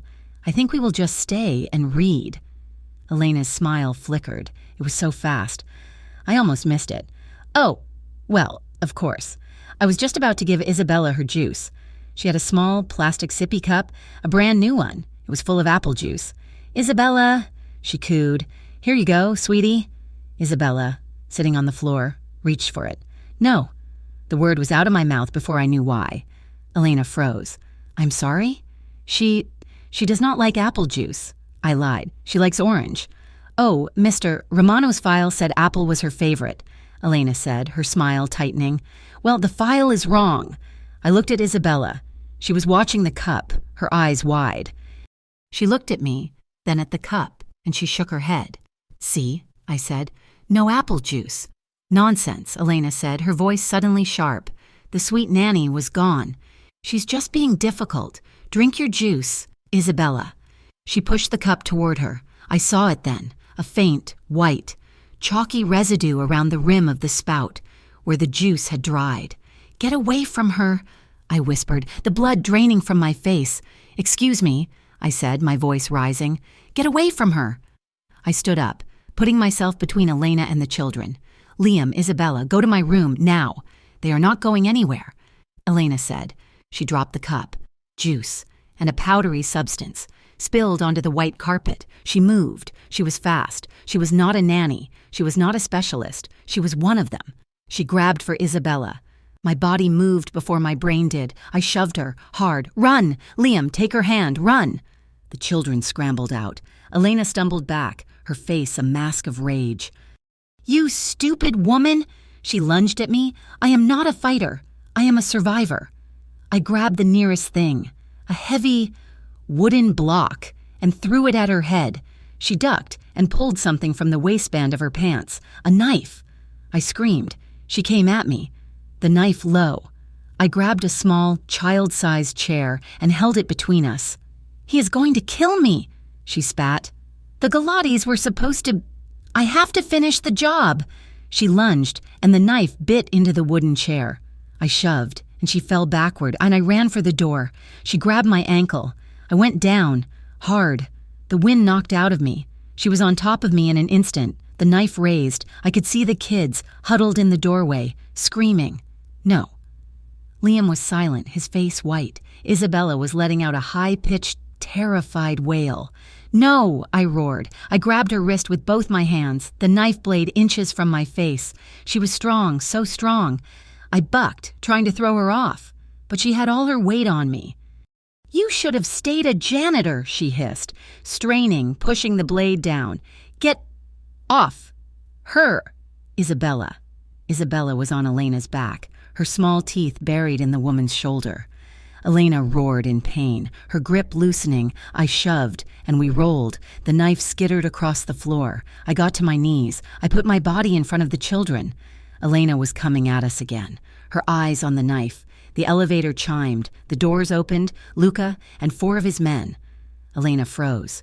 She saw him. She saw the gun in his hand, already raised. Luca's eyes took in the scene, the knife on the floor, the spilled juice, my terrified face, his daughter, screaming, Liam, white with shock, and me, shielding them both with my body. "No," Elena whispered, raising her hands. "It was not... They..." He did not speak. He did not ask a question. He did not hesitate. The sound was not loud. It was a pop, muffled, yet a silencer. Elena's eyes went wide. A small, dark hole appeared in the center of her forehead. She just crumpled, like a doll, in front of us, in front of the children. I stared at the body, at the man holding the gun. The silence was absolute. Luca lowered his arm. He looked at me, his face carved from ice. I started to shake, a deep, uncontrollable tremor. I pulled the children to me, buried their faces in my chest. "Get it cleaned up," Luca said, his voice hoarse. His men moved. I stood up, my legs like water. I picked up Isabella. I grabbed Liam's hand. I walked past Luca. I walked past the body. I walked past the men. I walked into my bedroom, and I pulled our one small duffel bag from the closet. I packed our clothes. I packed Liam's. "Sophie," he was standing in the doorway. "Get out of my way," I said, my voice a dead thing. "Sophie, she would have killed you. She would have killed them." "I know," I said. I zipped the bag. "And you killed her. You did not even, you just..."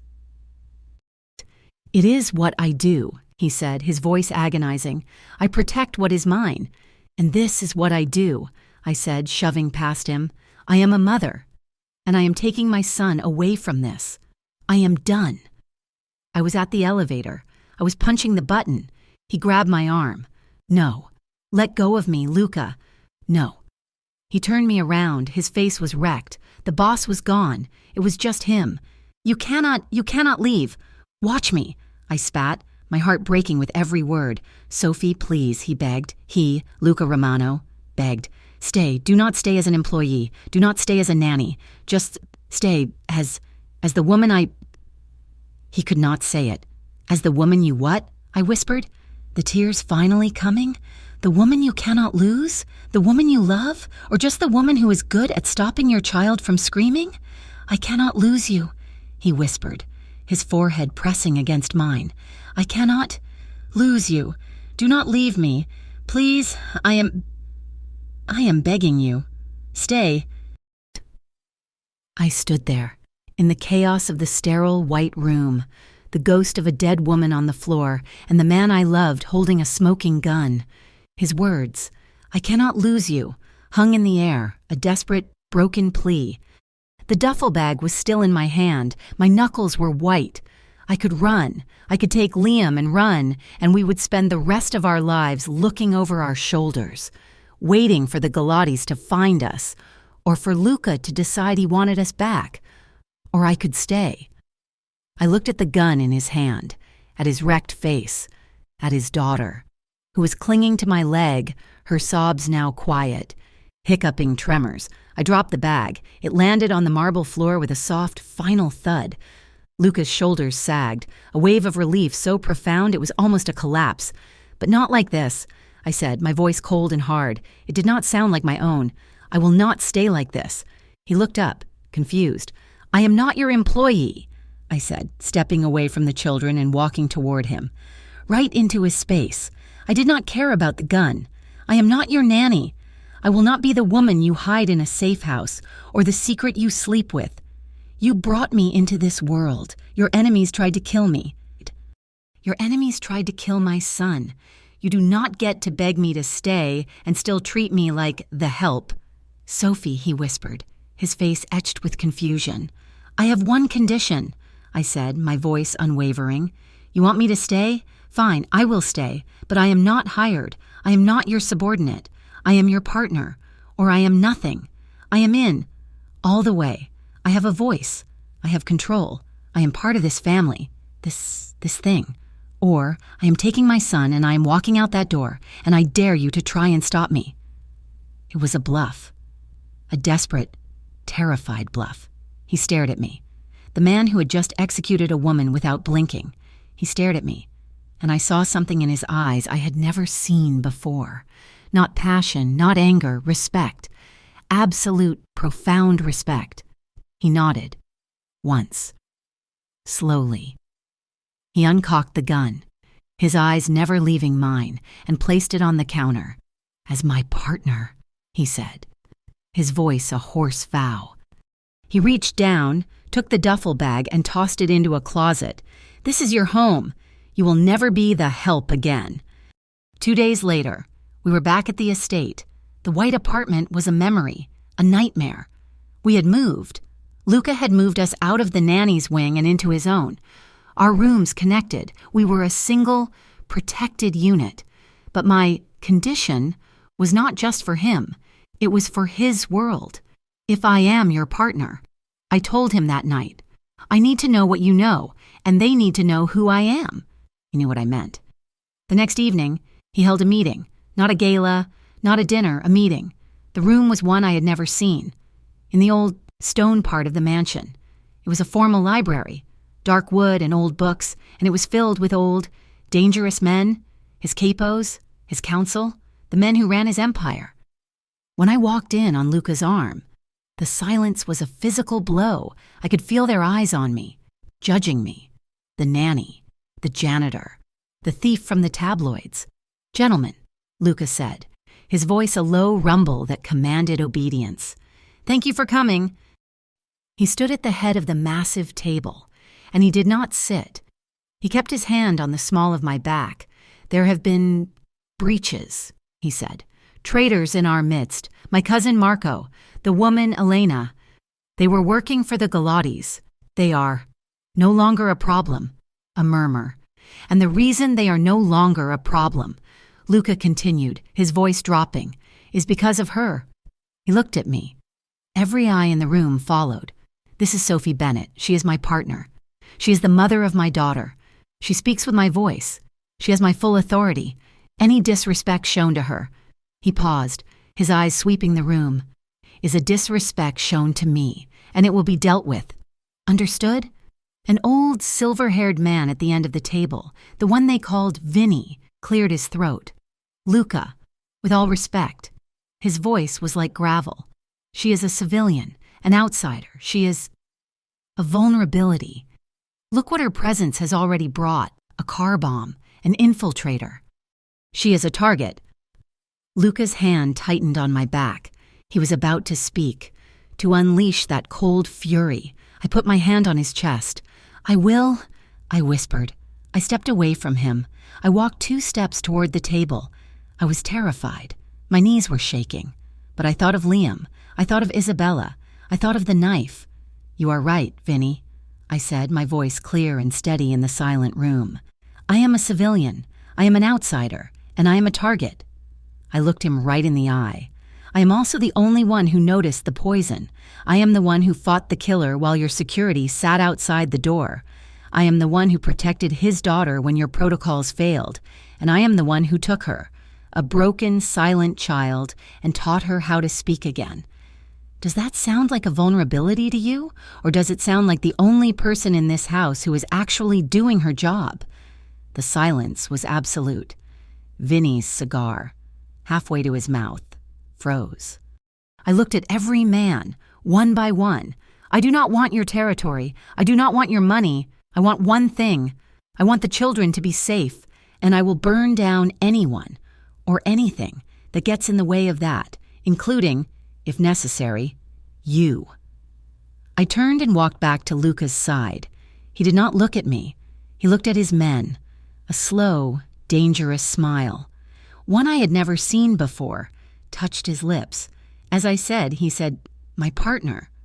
My transformation was not just in title, it was physical.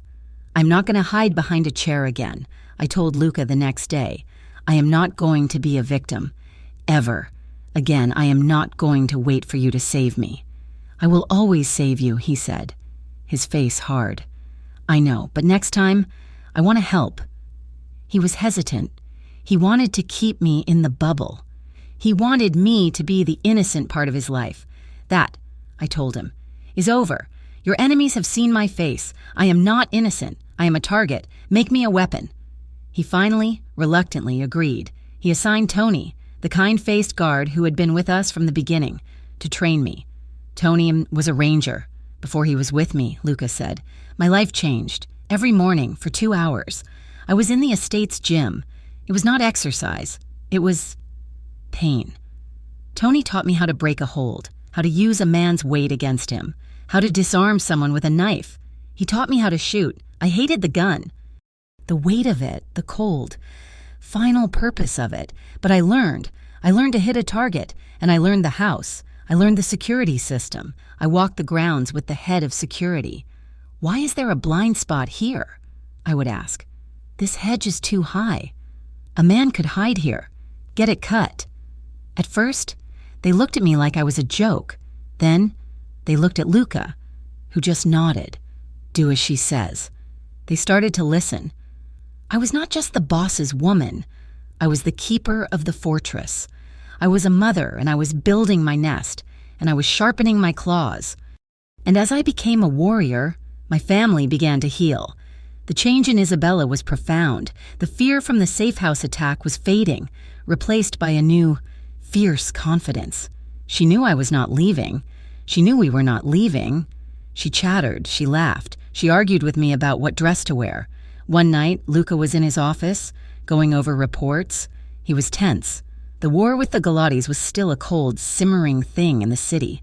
Isabella walked in her pajamas. She climbed into his lap, a thing she had never done. He froze, his work forgotten. She put her small hand on his cheek. Papa? Yes. Cara mia. His voice was rough. You will not let Mama Sophie leave, right? She asked, her voice serious. I do not want her to leave us. Luca looked at her, his eyes shining. He pulled her against his chest. No, Isabella, he whispered, his voice thick. I will never let her leave us. But the biggest miracle, the one that gave me the strength to hold a gun, the one that made me believe this insane, violent, beautiful life was worth it, it was Liam. He was quiet, still my silent, watchful boy, but he was lighter. He did not hide behind my legs anymore. He would even, sometimes, sit near Luca when he was reading. I was in the garden, practicing the safe place drawings with him. I was tired. My shoulder ached from a hold Tony had taught me, and my mind was a blur of security camera angles. Okay, Bug, I said, drawing a small, lopsided house. Here's our house. What should we add? Liam, who usually just drew, looked at my drawing. He tapped the roof. He whispered, his small face scrunched in concentration. I froze. What, baby, what did you say? He tapped it again, harder, frustrated. Bird? I asked, my heart hammering. He shook his head. He pointed to the sky. Blue, want blue. It was not a whisper. It was a word. 2 words. My breath hitched. My eyes flooded. I did not move. I did not want to scare him. Blue, I said, my voice a strangled squeak. You want a blue sky? He nodded. He picked up the blue crayon. Blue. I started to cry. A sob tore out of my chest, one of relief and a joy so profound it was painful. He was in there. My boy was still in there. I pulled him into my lap, and he did not fight me. He just leaned his head back against my chest. I love you, Liam. I sobbed into his hair. I felt his small hand come up and pat my cheek. Mama, he whispered. That night, I was on the balcony of our wing, just breathing. I was still reeling, my heart a raw, open, joyful thing. He spoke. Luca's voice. He had come up behind me. He had heard. Of course he had. The house had ears. He spoke, I said, turning into his chest, the tears starting again. He said blue. And he said mama. I know, Luca said, his arms a steel band around me, holding me, supporting me. You did that. You are a witch. Sophie Bennett, you heal my daughter. You heal your son. He kissed the top of my head. You are healing me. He led me inside, away from the prying eyes of the night. He led me into our bedroom, and the world outside, the guards, the guns, the war, it all fell away. He undressed me, but it was not like before. It was not the desperate, frantic passion of the gala night. It was reverence. He had seen me at my worst, covered in blood, in sweat, in tears, and he looked at me like I was a holy thing. His hands were gentle. His lips were a promise. He kissed the bruises on my arms from training. He kissed the calluses on my hands from the shooting range. He kissed the small, faded scar on my cheek from a long-forgotten fall. You are a warrior, he murmured against my skin. My queen. I had never felt seen. I had never felt so safe, in the arms of the most dangerous man I had ever known. I trusted him. For the first time in my life, I gave myself over to someone, completely. My body, my heart, my son. It was not a taking, it was a union. It was a vow made in the silence of our room, a promise that we were no longer two broken people, but one solid, unbreakable thing. The peace lasted for 2 weeks. It was a beautiful, sun-drenched, false peace. The Galati's had been too quiet. The attack came on a Saturday, a normal day. We were a family. Luca was even with us. We were in the private garden, the one deep inside the estate walls, the one I had deemed safest. Tony was with us, Luca, me, Liam, Isabella. It was a maintenance van, a simple white van, with the Romano estate logo on the side. It did not slow down. It burst through the antique iron garden gate, splintering the wood, and sped onto the grass. "Luca!" I screamed. It was not a bomb. It was a snatch and grab. 2 men in masks jumped out before the van even stopped. Tony moved, drawing his weapon. A 3rd man, in the passenger seat, fired a taser. Tony went down, convulsing. It was fast, so fast. 1 man grabbed Isabella. Luca roared, launching himself at the man. The other one grabbed Liam. My world stopped. "No!" I screamed. I used the move Tony had taught me. I did not run. I did not panic. I kicked the man holding Liam, hard in the back of the knee. He buckled, but as he fell, he swung Liam hard into the side of the van. Liam hit the metal and slumped, silent. The man threw Liam into the back of the van and jumped in. The other man, the one fighting Luca, shoved him off, scrambled into the driver's seat, and hit the gas. "Liam!" I ran. I was screaming his name. I ran at the van as it sped away, but it was too fast. It tore out of the garden, back onto the service road. Luca was on the ground, getting to his feet, blood on his face. Isabella was screaming, a high-pitched, terrified wail. Tony was groaning. Panic. Cold, black, no. Focus, the watch. I had made Luca get it. After the safe house, a child's GPS watch, so he can never get lost. I had said. I tore my phone from my back pocket. My hands were shaking so hard I could barely type the code. I opened the app. The dot.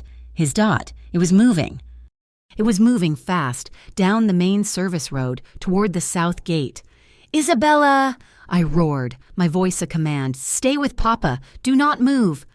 I did not wait for help. I did not wait for Luca. I ran. I ran to the garage, which was only 100 yards away. I saw the keys in Luca's black SUV. I did not hesitate. I roared out of the garage, my phone on the dashboard, the small blue dot of my son moving away from me. Come on, I muttered, my hands gripping the wheel. He was on the service road. They were almost at the gate. I saw the van. I did not think. I did not plan. I only acted. I turned the wheel, left the road, and drove onto the grass, onto the pristine, manicured lawn, cutting them off. I hit them. I rammed the 2-ton SUV directly into the side of the van. The sound was a deafening shriek of metal. The van spun, out of control, and slammed sideways into one of the massive oak trees that lined the drive. My airbag deployed, hitting me in the chest, stealing my breath. I did not care. I tore at it, my ears ringing. I got out of the car. I had no weapon. I did not care. The van's side door was crumpled. 1 man stumbled out of the driver's side, dazed. "It is just the woman," he yelled. He came at me. I had nothing, so I grabbed the first thing I saw, a large decorative rock from the edge of the garden. I picked it up. "Give me my son," I whispered, my voice a low, animal growl. He lunged. I swung. I hit his arm. I heard a snap. He howled. The back doors of the van burst open. The other man. He was pulling Liam out. My son, who was dazed and crying. "No!" I ran at him. At that exact moment, 2 more black SUVs, Luca's cars, skidded to a stop, surrounding us. Luca was the first one out. He saw the scene, the crashed van, the wrecked SUV. 1 man on the ground, clutching his arm, and me, a bloody, wild-eyed mother. Standing between the second man and my child, the man froze. He was holding Liam as a shield. "Let him go," Luca said, his voice a low, lethal promise.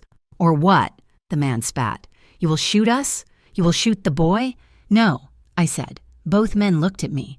"He will not shoot you," I said, dropping the rock. "I will." I pulled the small handgun from the ankle holster Tony had made me wear, the one I had hated, the one I had never used. I pointed it at the man. My hand was not shaking. It was perfectly, terrifyingly steady. "You have 3 seconds," I said. "1." The man's eyes were wide. 2. He shoved Liam at me and raised his hands. "Do not shoot, do not shoot. I did not lower the gun. I moved. I grabbed Liam. I pulled him behind me. Luca's men swarmed. They had the men on the ground, zip-tied, in less than 10 seconds. I was on my knees, my arms wrapped around my son, who was sobbing into my chest. "It is okay, baby. Mama's got you. It is okay." I was shaking now. The adrenaline was gone. Luca walked over to me. He did not speak. He just looked at me, at my face, which was bleeding, at the gun, still in my hand, at his men, who were staring at me with a new, profound, and terrified respect. He took off his jacket, the second time he had done so. He wrapped it around my shoulders. He knelt in front of me. He looked at Liam, checking him. Then he looked at me. "You are okay?" he asked, his voice hoarse. I just nodded. He reached out and, with his thumb, he gently wiped a smear of blood from my cheek. "My queen," he whispered. He was gone for 24 hours. I did not ask where he went. I did not need to. When he returned, the war was over. I could feel it. The air was different. The tension that had choked this house for months was gone. He found me in the garden, with the children. The gate was already being repaired. "It is done," he said. He told me. He had taken the 2 men, and he had confronted the old man, Galati, himself. He had shown him the strength of his new family. He had shown him that his own people were traitors. He did not wipe him out. He did not need to. "I offered him a truce," Luca said. "He gives up his claim on the city. He stays in his part of town. He pays tribute. He never, ever touches my family again. And in exchange, I let him live." He had won.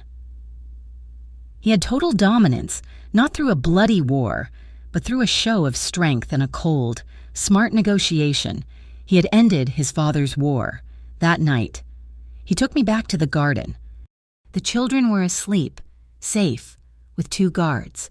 "I told you," he said, his voice soft in the moonlight, "that I could not leave this life, and I cannot. It is in my blood." He turned to me, his face serious.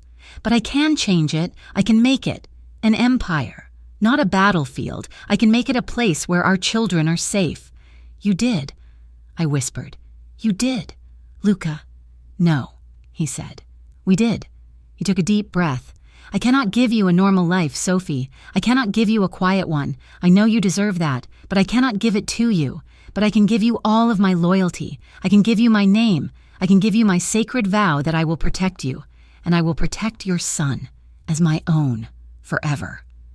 He got down on one knee. My hand flew to my mouth. "Luca." He pulled a small velvet box from his pocket. Inside was a ring. It was not a new, flashy diamond. It was old, a deep, blue sapphire, surrounded by small, intricate diamonds. It was timeless. "Sophie Bennett," he said, his voice, the voice of the most powerful man in the city, shaking. "You are my strength. You are my partner. You are the woman who saved my daughter. You saved my soul. Marry me. Be my wife. Be my family. Please." I was crying. The tears were hot, and they were not from fear. They were from disbelief, from a joy so overwhelming I could not breathe. This life was insane. It was violent. It was everything I had ever run from. But it was home. He was home. "Yes," I whispered, the word a breath. "Yes, yes, Luca, yes."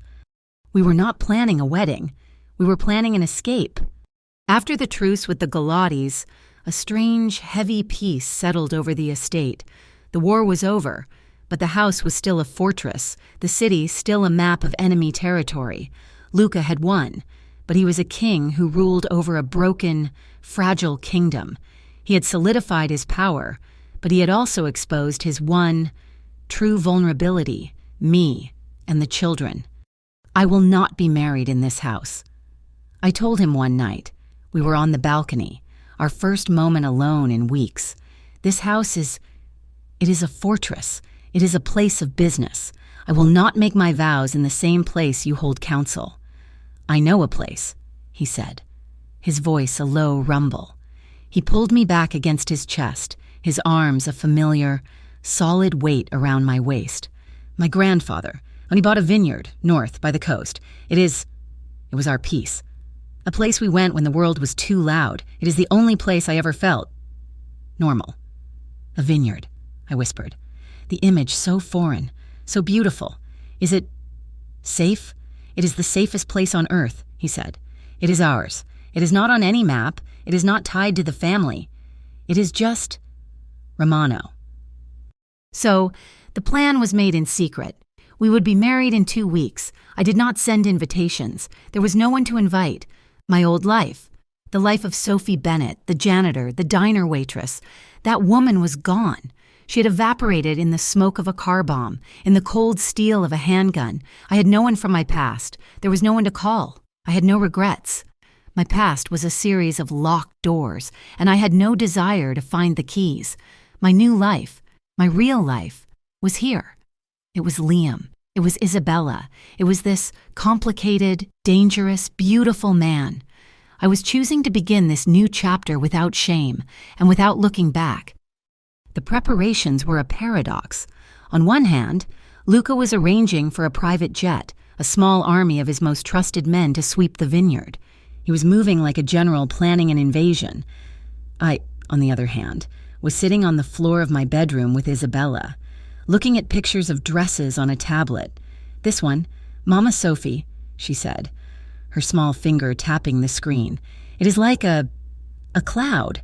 It was a simple dress, ivory silk, with thin straps and a low back. It was not a mafia queen dress. It was not a statement. It was just a dress. I love it, I whispered, my throat tight. I ordered it. It arrived the next day, in a simple box. Liam was my ring bearer. He was so proud of this. He practiced. We got him a small navy blue suit, a perfect miniature of Luca's. He would walk, his back straight, carrying a small silk pillow. He had not spoken again, not in full sentences, but he did not need to. His world was solid. He was safe. He was blue. Isabella was my flower girl. She was furious that she could not also be the ring bearer, but she had settled for a dress that was, in her words, more princess than the bride. She was a tiny, chattering, bossy, wonderful storm. This was my family. We were leaving in 3 days. The house was quiet. We were packed. The children were asleep. I was in the library, reading, when Tony found me. His kind, crumpled face was pale. "Sophie," he said. He had dropped the miss. "The boss, he needs you. In his office." A cold, familiar dread trickled down my spine. "What is it?" "Just go. He needs you." I ran to the penthouse office, the one I had first seen him in, the one that felt like a lifetime ago. The door was open. The room was a wreck. Not a physical wreck, an emotional one. Luca was standing at the window, his back to me. But he was not alone. Vinny, the old capo, was there, and 2 of Luca's men, and there was another man. A man I recognized from the gala, when he was on his knees. "Luca?" I said, my voice a whisper. He turned, his face. Oh, God, his face was destroyed. It was not anger, it was not rage. It was hollow.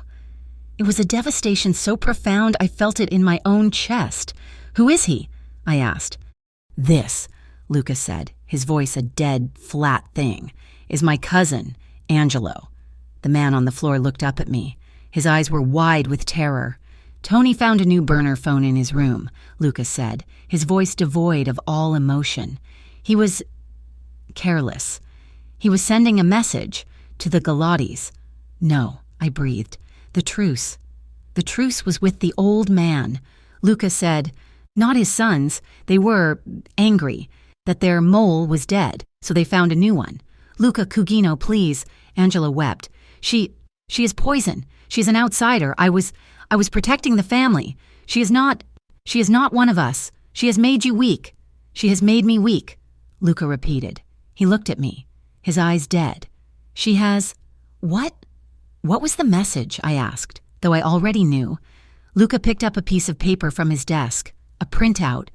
"The vineyard, the wedding night, the North Road has a blind spot, a perfect place for a rifle. After she was gone, he would take care of the children, blame it on a Galati raid. He would be my right-hand man, my comfort." I felt the blood drain from my face. He was going to kill me. He was going to kill Liam. He was going to kill Isabella. All to protect the family. Luca turned to his cousin. The deadness in his eyes was replaced by a slow, creeping, terrible fire. "She is more family," Luca whispered, "than you have ever been. She is my blood. She is my life. And you tried to take her from me." "No, Luca, please." Luca looked at Tony. He did not say a word. He just nodded. Tony and the other man grabbed Angelo, pulling him to his feet. "No, Sophie, tell him, please," Angelo shrieked, his eyes finding mine. I just stared. I was cold. I was numb. They dragged him from the room. I was alone with Luca. "You see?" he whispered, his back to me, his shoulders hinged. "You see what I am? What this world is? It is poison. It is a snake. And it is eating itself. It is my own blood." "Luca," I said, walking toward him. "He played with me," he murmured, as if to himself. He played blocks with your son. He told Isabella she looked like a princess. He ate at my table, my blood. And then, for the first time since I had met him, Luca Romano broke. He did not make a sound. He just folded. He leaned against the window, his hand coming up to cover his mouth, and his whole body began to shake, a deep, silent, agonizing tremor. He was weeping. He was weeping for the betrayal, for the poison in his bloodline, for the monster he had to be. I did not hesitate. I did not think. I went to him. I wrapped my arms around his waist from behind. I pressed my face into his back. His suit was expensive, his body hard muscle, but he was trembling like a leaf. "Shh," I whispered. "I am here." He turned, his control completely gone. He buried his face in my neck, his large body convulsing with silent sobs, and I held him. I held this killer. I held this king. I held this broken man, and I was not afraid. "It is okay," I whispered, my own tears starting to fall. "I have got you. I am right here. I killed him," he choked out, the words ripped from his soul. My uncle's son, You protected us," I said, pulling his head back, forcing him to look at me. My hands were on his cheeks. "You protected your children. You protected your wife." His eyes, red and wrecked, searched mine. "Wife." "Yes," I said, my voice fierce. "Wife, you are not your cousin. You are not your father. You are not a life ruled by vengeance. You are a man who is building something new. We are building something new. This stops. It stops with him. It stops tonight." He just stared at me, his breathing ragged. "We are a new family, Luca," I said, my voice soft. "We are not defined by their rules. We are defined by ours. And our rule is we protect each other, and you did what you had to do. Now, let it go." He leaned his forehead against mine, his hands coming up to cover mine on his face. "Sophie," he breathed, my soul." He held me. He just held me, in the glass fortress, as the city glittered below, a silent witness to the death of the old world and the birth of a new one. The vineyard was magic. It was not a fortress. It was a home. It was an old stone villa covered in ivy, overlooking rows and rows of grapevines that marched down to a cliff, with the ocean sparkling below. It smelled like salt, and earth, and sun. The wedding was small.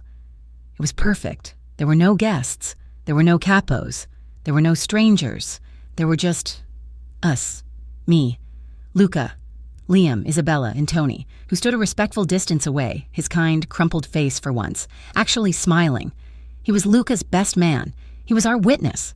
We stood under an old, gnarled oak tree. There was no arch, no decorations, just the sun, and the vines, and the sea. I wore my simple silk dress. I wore my hair down. Luca, he wore a simple, dark suit, but no tie. He looked like a man, not a boss. Isabella went first. She did not throw the petals.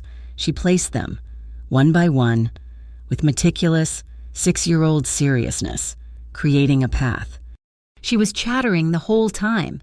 This one is for Papa. This one is for Mama Sophie. This one is for the bug I saw. We all laughed. Then Liam, he was so serious. His small face a mask of concentration. He held the silk pillow with the 2 simple platinum bands, as if he were carrying the crown jewels. He walked straight. He did not falter. He came, and he stood right next to Luca. Luca put his hand on Liam's shoulder. And my son. He leaned against Luca's leg, my heart. It was just full. I walked to him.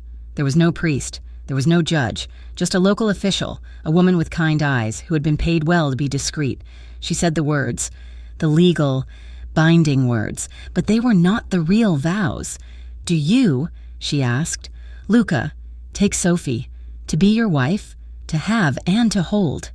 I do, Luca said, his voice thick, his eyes never ever leaving mine.